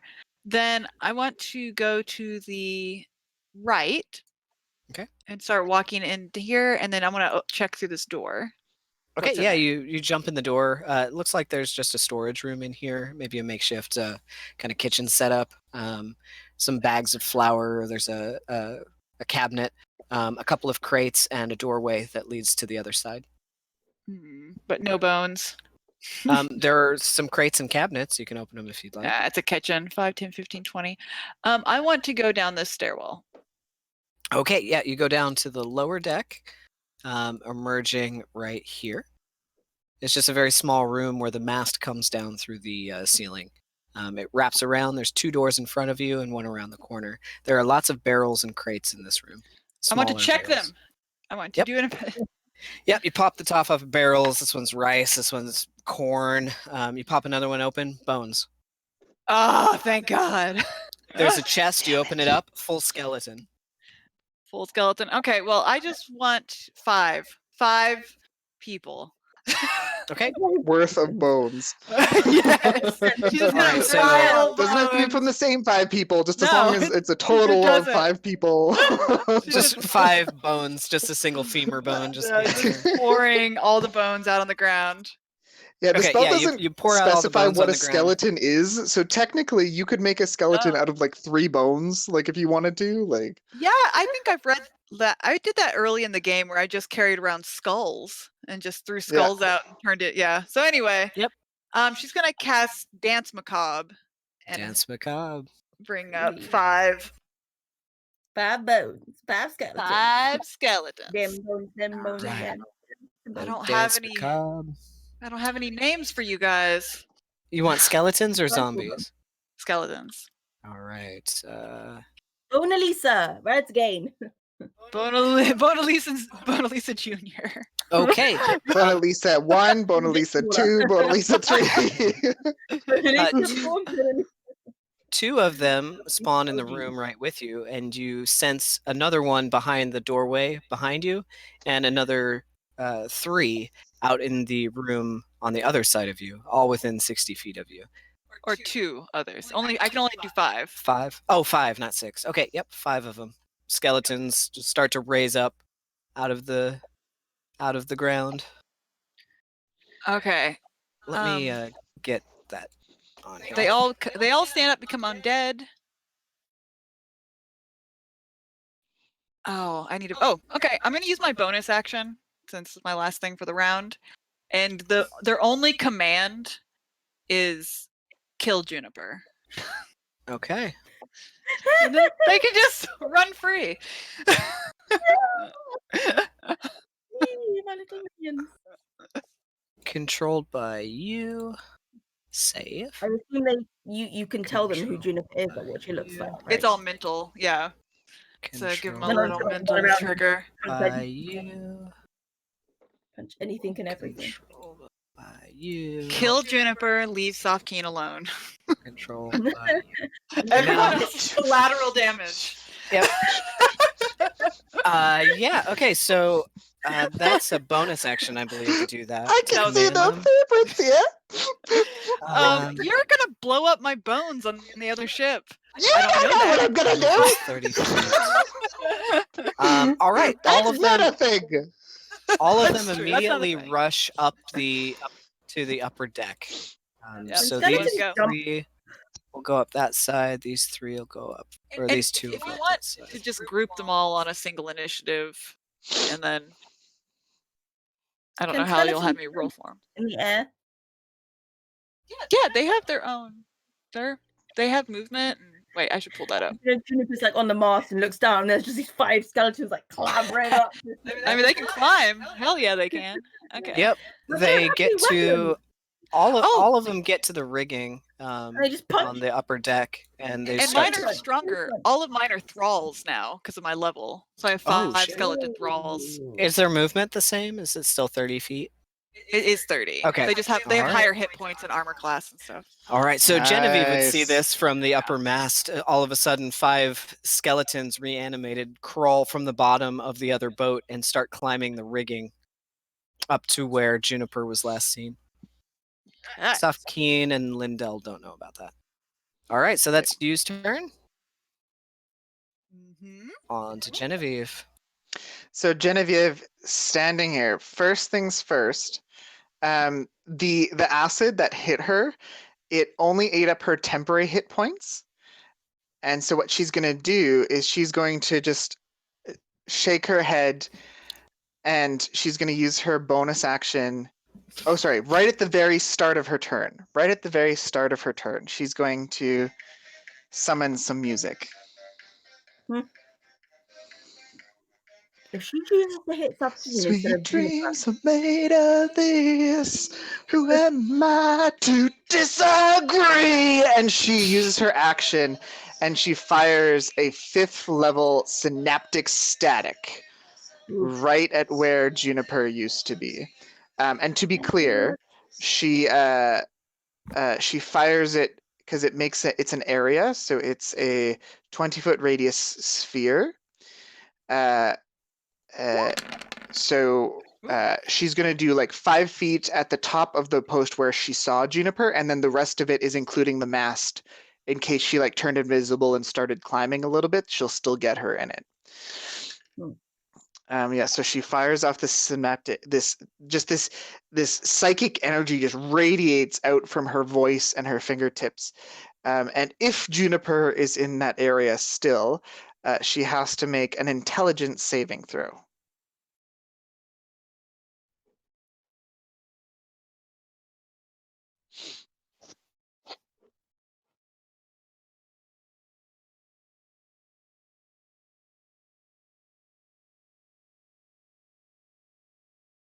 David, I can't hear you. You're muted. That's a 26. To save intelligence. Wow. Yeah, no, she saves. However, she takes half as much damage on a successful one. So if she's concentrating, she'll have to make a concentration check. Hang on just a second.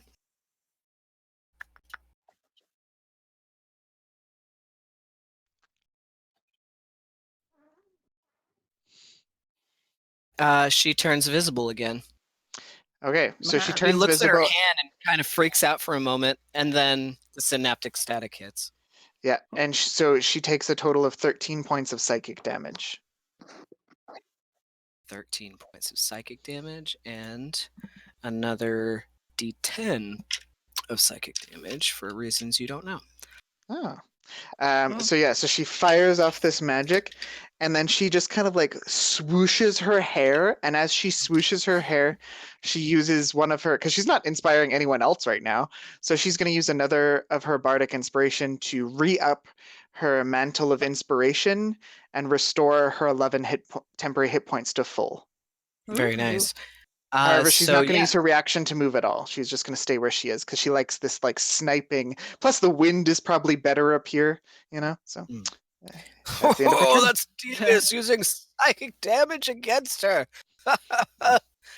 She clutches her head and is just screaming on top of the mast.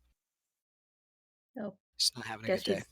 Extra weak to. How much damage was it? Sweet dreams, darling. 13 points of psychic damage.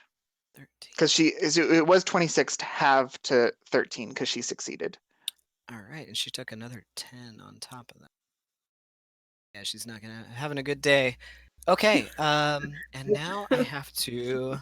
The worst day. Not gonna want to be our friend after this.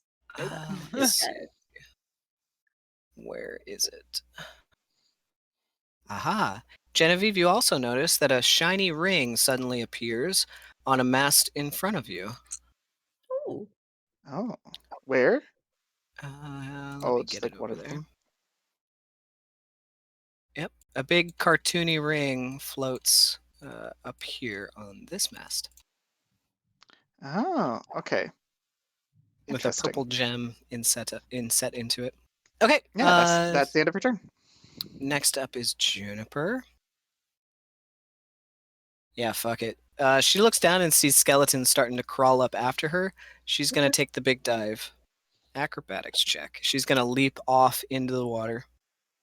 Good! Not bad. Yeah, but that's a long way to fall into the water. Like, that's a long way down. It is. Oh, well. Better than being beaten up by 5 skeletons, I suppose. They're just going to jump in, too. They're not smart. They've got one command. Well. It doesn't say anything about well. I assume they... Okay, she does take a little bit of damage on the way down, but perfect 3-point or perfect dive, just like no wake at all. Bloop, and disappears underneath the water. She is a water genasi after all. Oh, for now. Whoa, this is gonna be the best fight! Okay, you can fight in the water! No. Let's see where she can go here. Oh. Quick whack is she going? And her swim speed, yeah, okay. You see a hand reach up out of the water and grab the bottle that's floating there. Oh. And it pulls it back underneath. No, I Who wanted does? that She bottle. does? What? And that's the turn. Okay, next up is Lindell.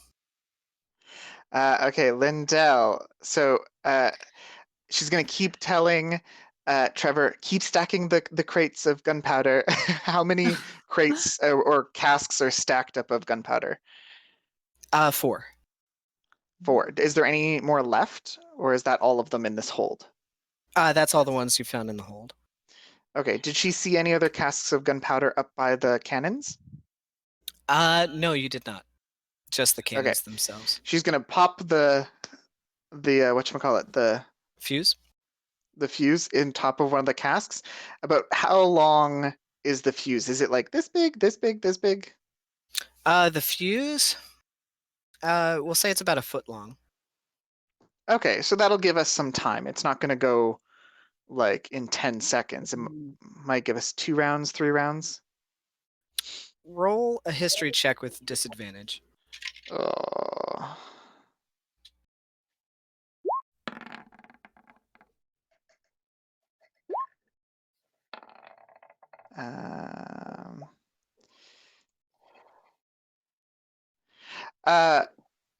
Disadvantage. Yeah. 11. 11. You're not sure? You've never seen one of these go off for real? All right then. And Lindell's gonna take out her tinderbox, and she's gonna light the end of the fuse. It starts to travel pretty quickly. Oh It's gone shit! about She's getting out of there! 3, Trevor, come on, let's go! 5, 6, She 7. just books it. She'll use her action to dash, like. Yep. All right, so you go up the stairs. That's about 10 feet of movement. 15. 20 to get up this ladder if you want to go straight up. It looks like it was moving really fast, like. Yeah, very fast. Yeah, she's just booking it up and out as best she can. When you get to this ladder, you remember, oh shit, Trevor. Trevor, come on! Trevor, quick! Dash, run, Okay. come! Yep. What's Trevor's movement? Trevor can move a lot faster than Lindell can, I think. He can move. Oh, where is he? 1 second here. Sorry, I should have him open. It's okay.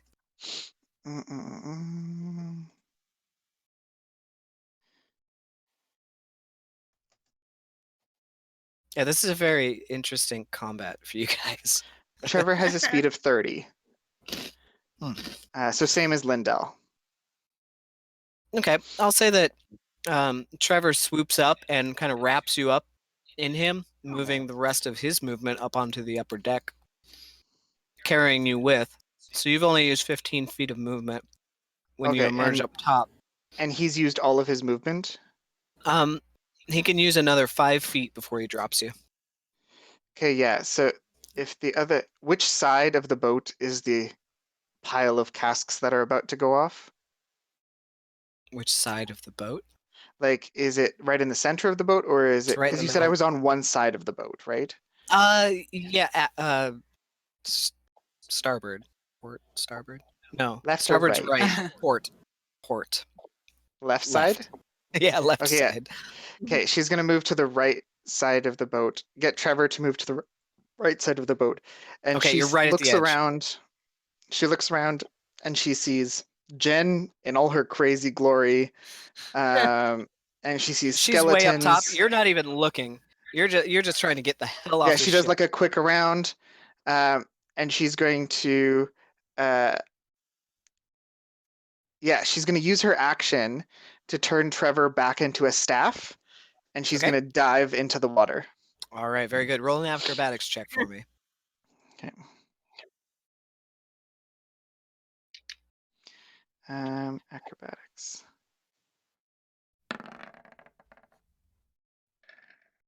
I don't have advantage. So it is a natural 20. It's natural 20. Yeah, you dive into the ocean, no problem. You do take 5 points of bludgeoning damage, as it is a pretty far drop from the deck of the ship down, and you're a halfling. That's fine.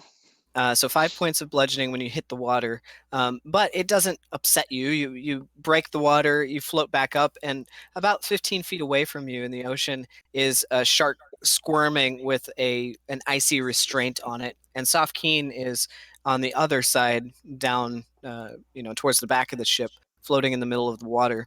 And there in the water, you think you probably have very limited time before that fuse is spent. Right. So bonus action was turn Trevor back into a staff. Action, now she's going to turn Trevor back into a snake. Does he have a swim speed? He does. Okay. She does not, but he does. So Alright. he's already used all of his movement speed, but she's going to summon him back, and just to coil around her protectively. Inner tube. You've got Exactly. We got a She's got Trevor an inner tube. The Trevor head's inner right tube. here. That's her action, bonus action movement. That's the end of her turn. The base of the ship explodes and it cracks into two pieces. Water begins to rush into the hull as it begins to tip backwards towards the ocean. Genevieve grips the mast as there's a big eruption, and wonderful! You hear Foreteller from the sky rejoice. Okay, next up is Safkeen. You've just seen the ship explode. It's taking on water and it's starting to sink. Can you see anyone on it? Just Genevieve way up top clinging to the mast. Sounds like younger.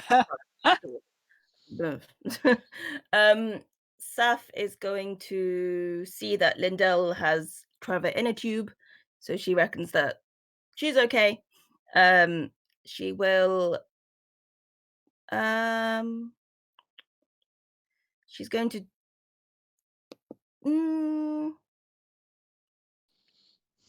no, she's going to use her bonus action to again do a step of the wind to dash.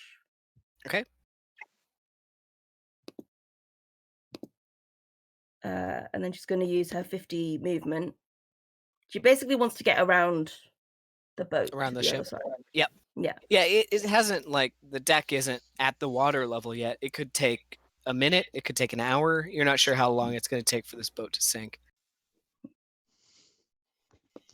Okay. So where would 150 feet put me?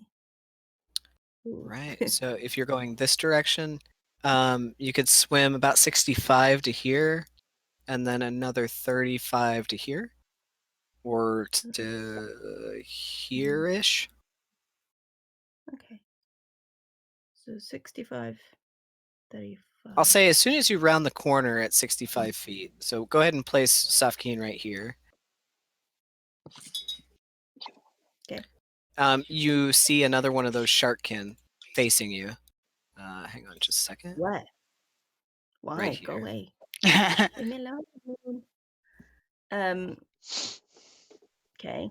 Well, can I try and swim past him really quickly?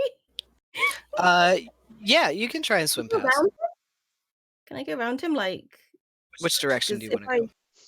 if I don't come within his reach, right? He won't. Can I just? sneak? Yeah, you assume that he has to be in close range to either bite you or get you with his spear. So you can Okay. keep a wide berth. You got 35 more feet. Okay. Yeah. I'll just try and go around him as much as I can. Okay, to which side? I want to head to like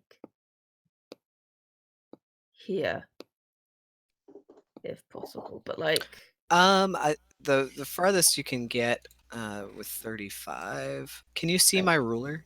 that way. You can get to here, or you can get to here.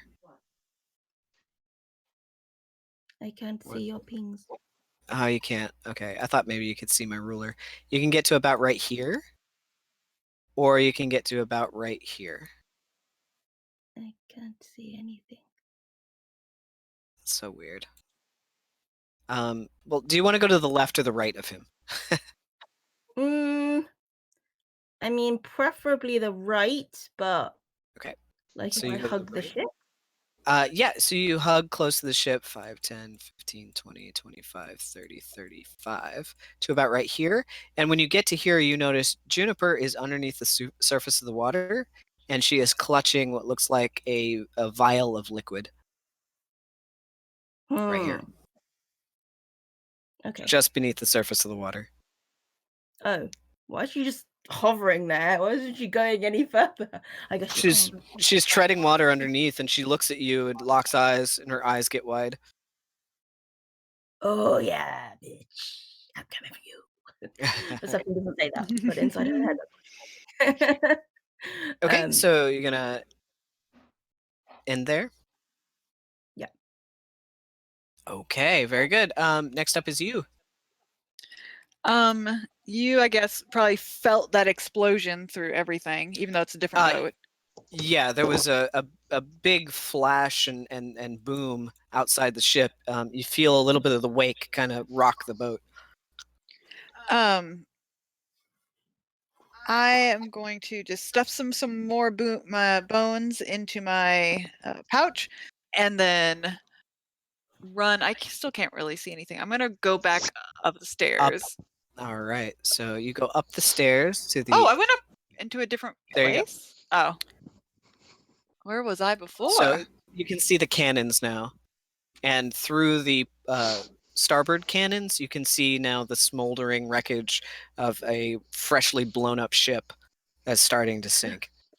Can I see people in the water? Roll a perception check.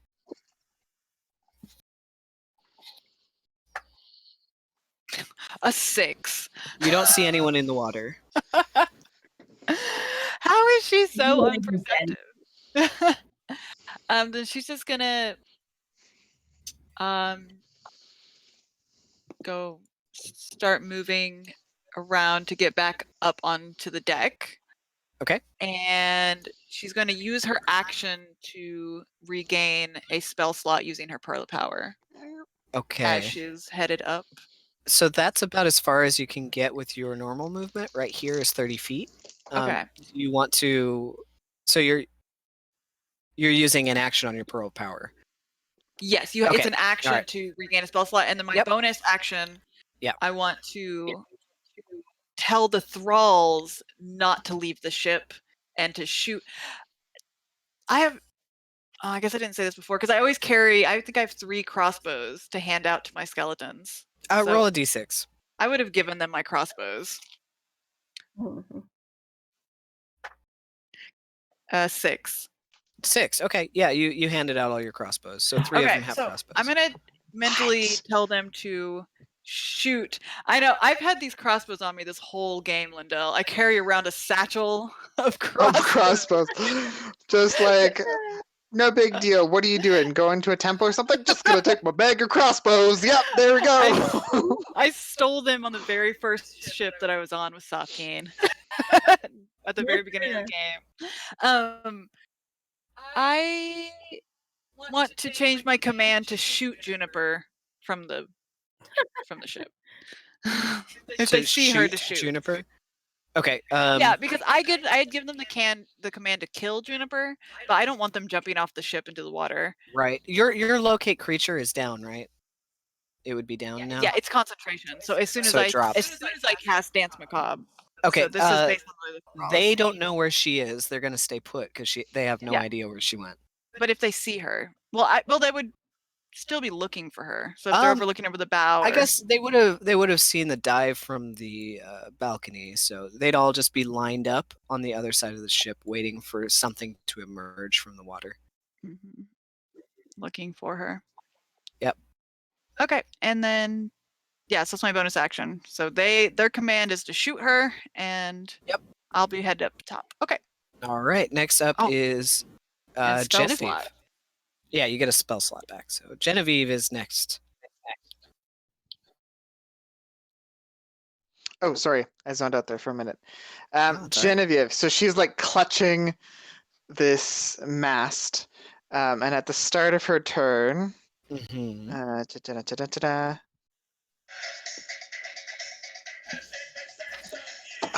that the refrain? Shoot. It's almost there.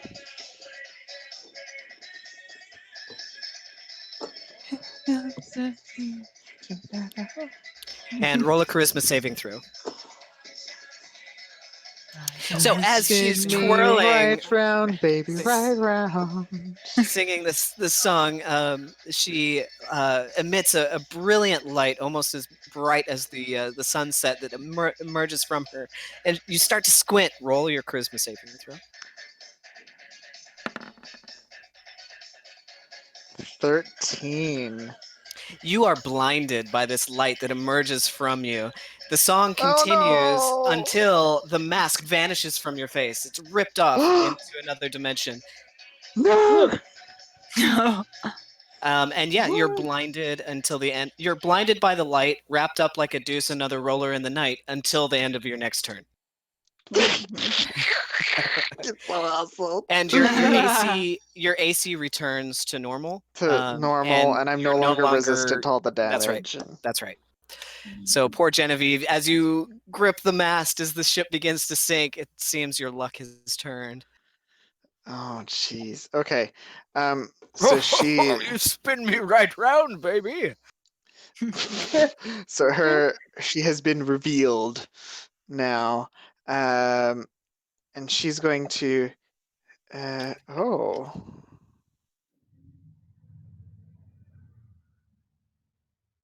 I'm gonna move you just for a second. That's what she's going to do. So she's freaking out and she can't see anything. So she's going to grasp as she is clutching onto the mast. She feels her robe of scintillating colors underneath her hands.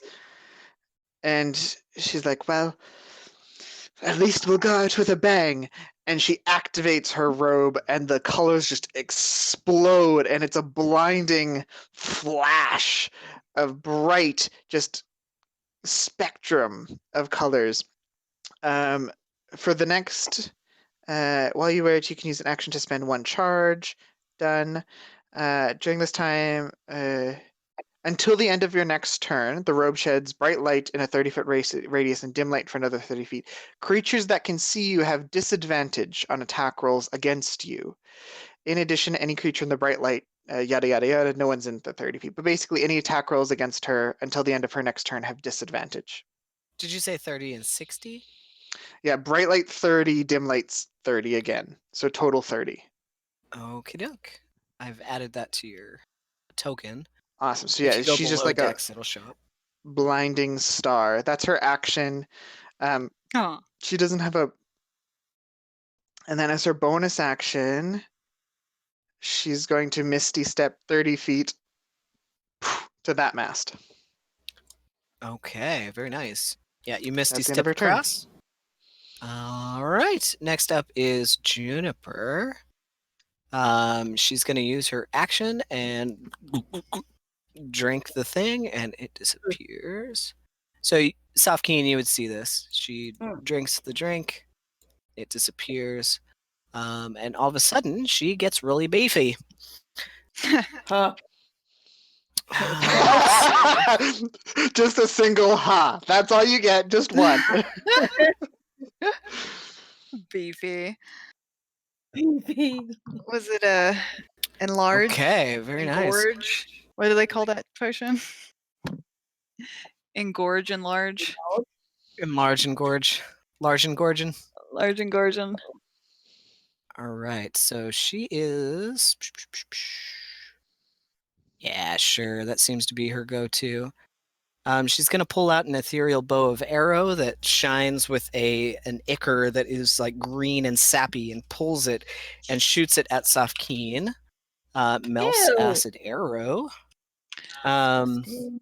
So let's see here. Melf.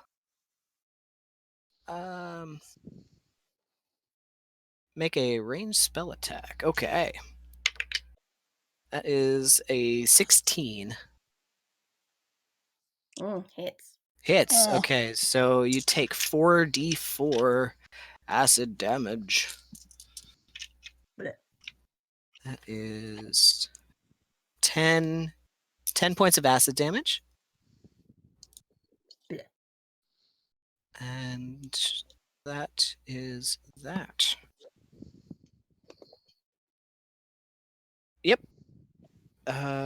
So she's gonna take a little swim.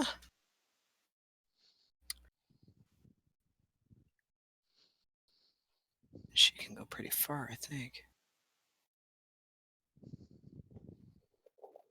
My inventory is so jacked up. Well, after we did the cultist thing, which you don't know about, Lindell, Yeah. I picked up literally like 15 short swords. So it just looks like I'm carrying around 15 short swords. So you're one of those like video game characters that has a pack that's like 3 times the size of them, and there's just stuff poking out at odd angles.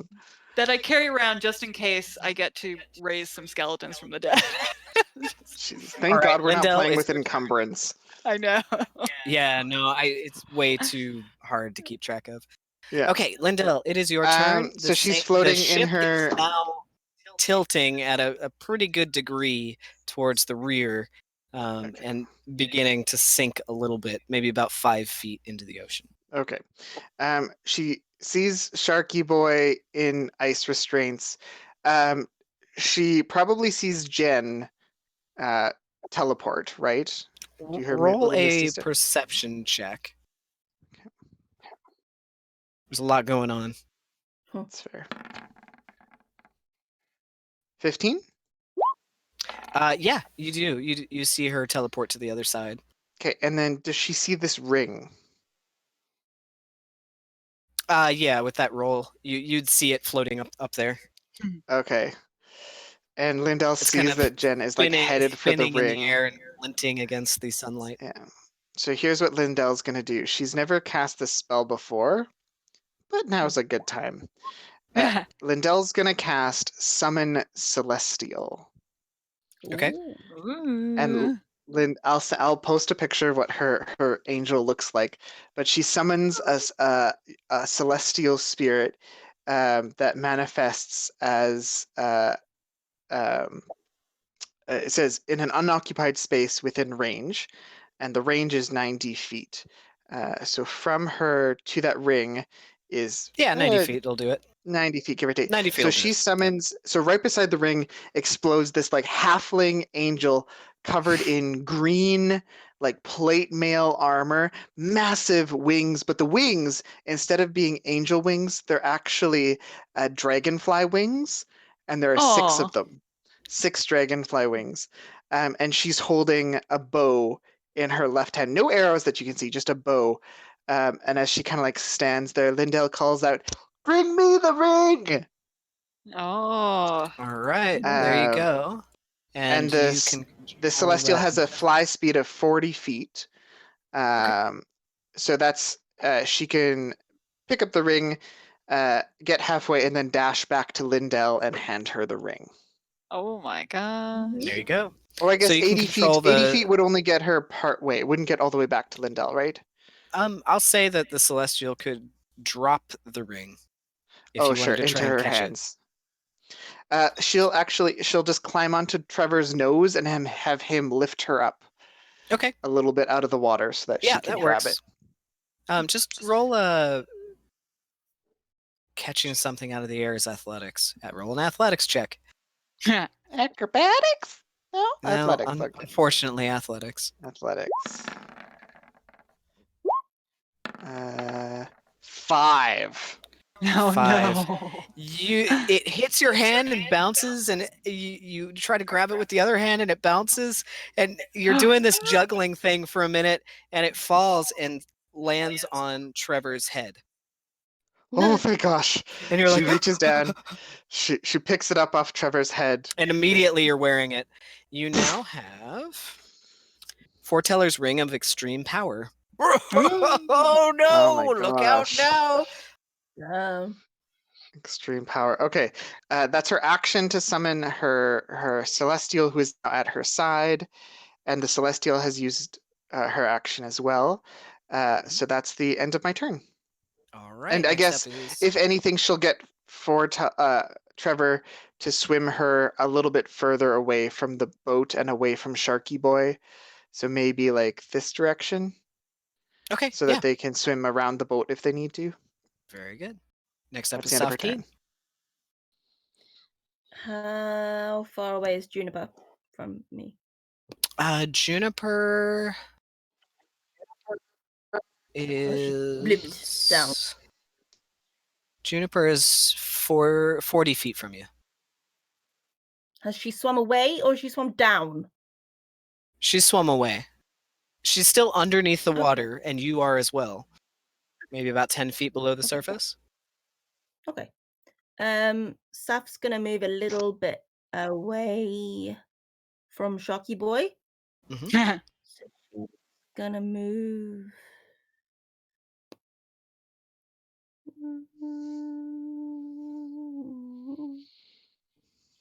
Maybe.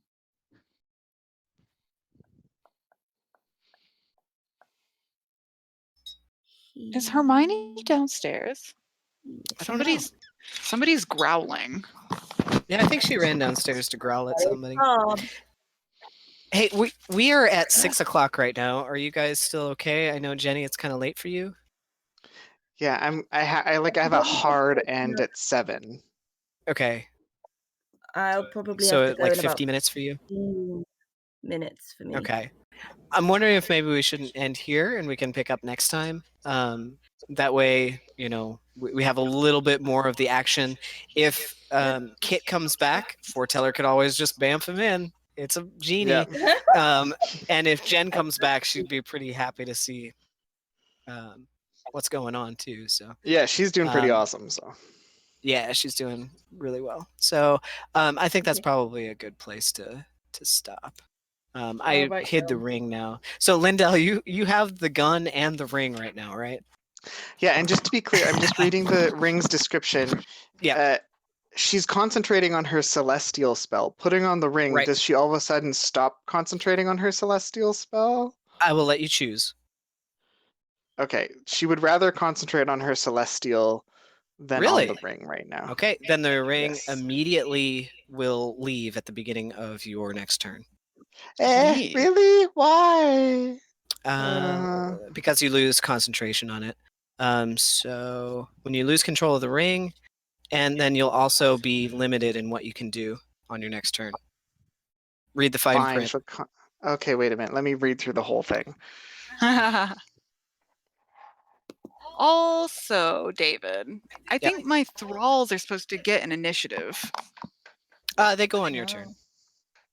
Yeah, but last time I didn't get to roll for them to investigate for her or anything. Like, yeah, I guess you're right. They would have been able to do perception rolls. Just go ahead and do a perception roll. We'll see if they saw her. Miney, you're beautiful. I was going off the 5 perception you rolled earlier. No, but they get their own. Yeah. That's what I mean. Like, you're not letting them do anything. DM. Their perception is... Miney, it's okay. Oh, why is she sad? Do you even know? Maybe. It's... Just sad. What is She can be perception sad. based off of? Yeah, I think wisdom. Okay. Yeah. Are they wise skeletons? No, I'm just surprised it doesn't say. It has their wisdom. normal stats. And it says their Oh. passive perception is 9, but it doesn't... They don't have a wisdom stat? Oh, here we go. Wisdom. Okay, so they rolled a 14. 14.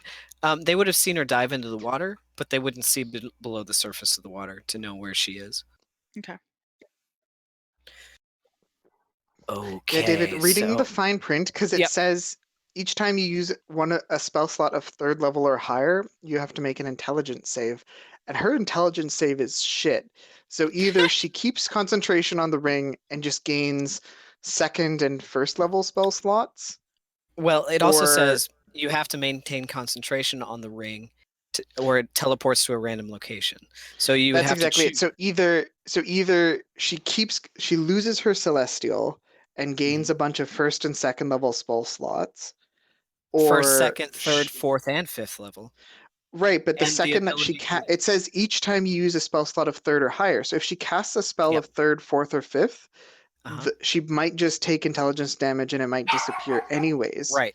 As And it's she's a way to nerf the power of this ring a little bit. So the risk isn't worth the reward for her because Okay. her intelligence save is +0. Then that's So fine. she Aw. That's like, fine. she's- If you want to drop the ring, you can, but the fine print on there, since you would be losing control of the ring, would still take effect. so shitty. It's only for your next turn, but you'll keep your celestial. This ring is Can I basically tell you at the thinking, start of the next game if we're gonna end here? Can I think about it? Yeah, you can think about it. That's fine. Okay. "Where's And my ring?" Genevieve, an angry Genevieve's elf. still blinded, isn't she? Bob. And She's blinded. What is it? Until the end of her next End turn. of her next turn. Yes, but she has So- the robe of scintillating colors. What does that do? I'll link it in the thingy. Equipment. Does that make her not blinded or give her extra No, sight? she's still blinded. Like however the blinding lasts, but it's just anyone has disadvantage on attack rolls against her until the end of her next turn. So basically, it. Okay. the same time that the blinding lasts. All right. Excuse me. It's probably a possum. She's probably got a possum in her sights. I'll just put this target on her. I don't know if that'll remind us or not. And then Lindell, let's put a I don't know. Here, I'll Thought put. I use a bubble? different Is there one a for thought bubble, or- concentrating. There isn't Yeah. a thought bubble, but what was Oh, the one I was using for You just concentrating? moved.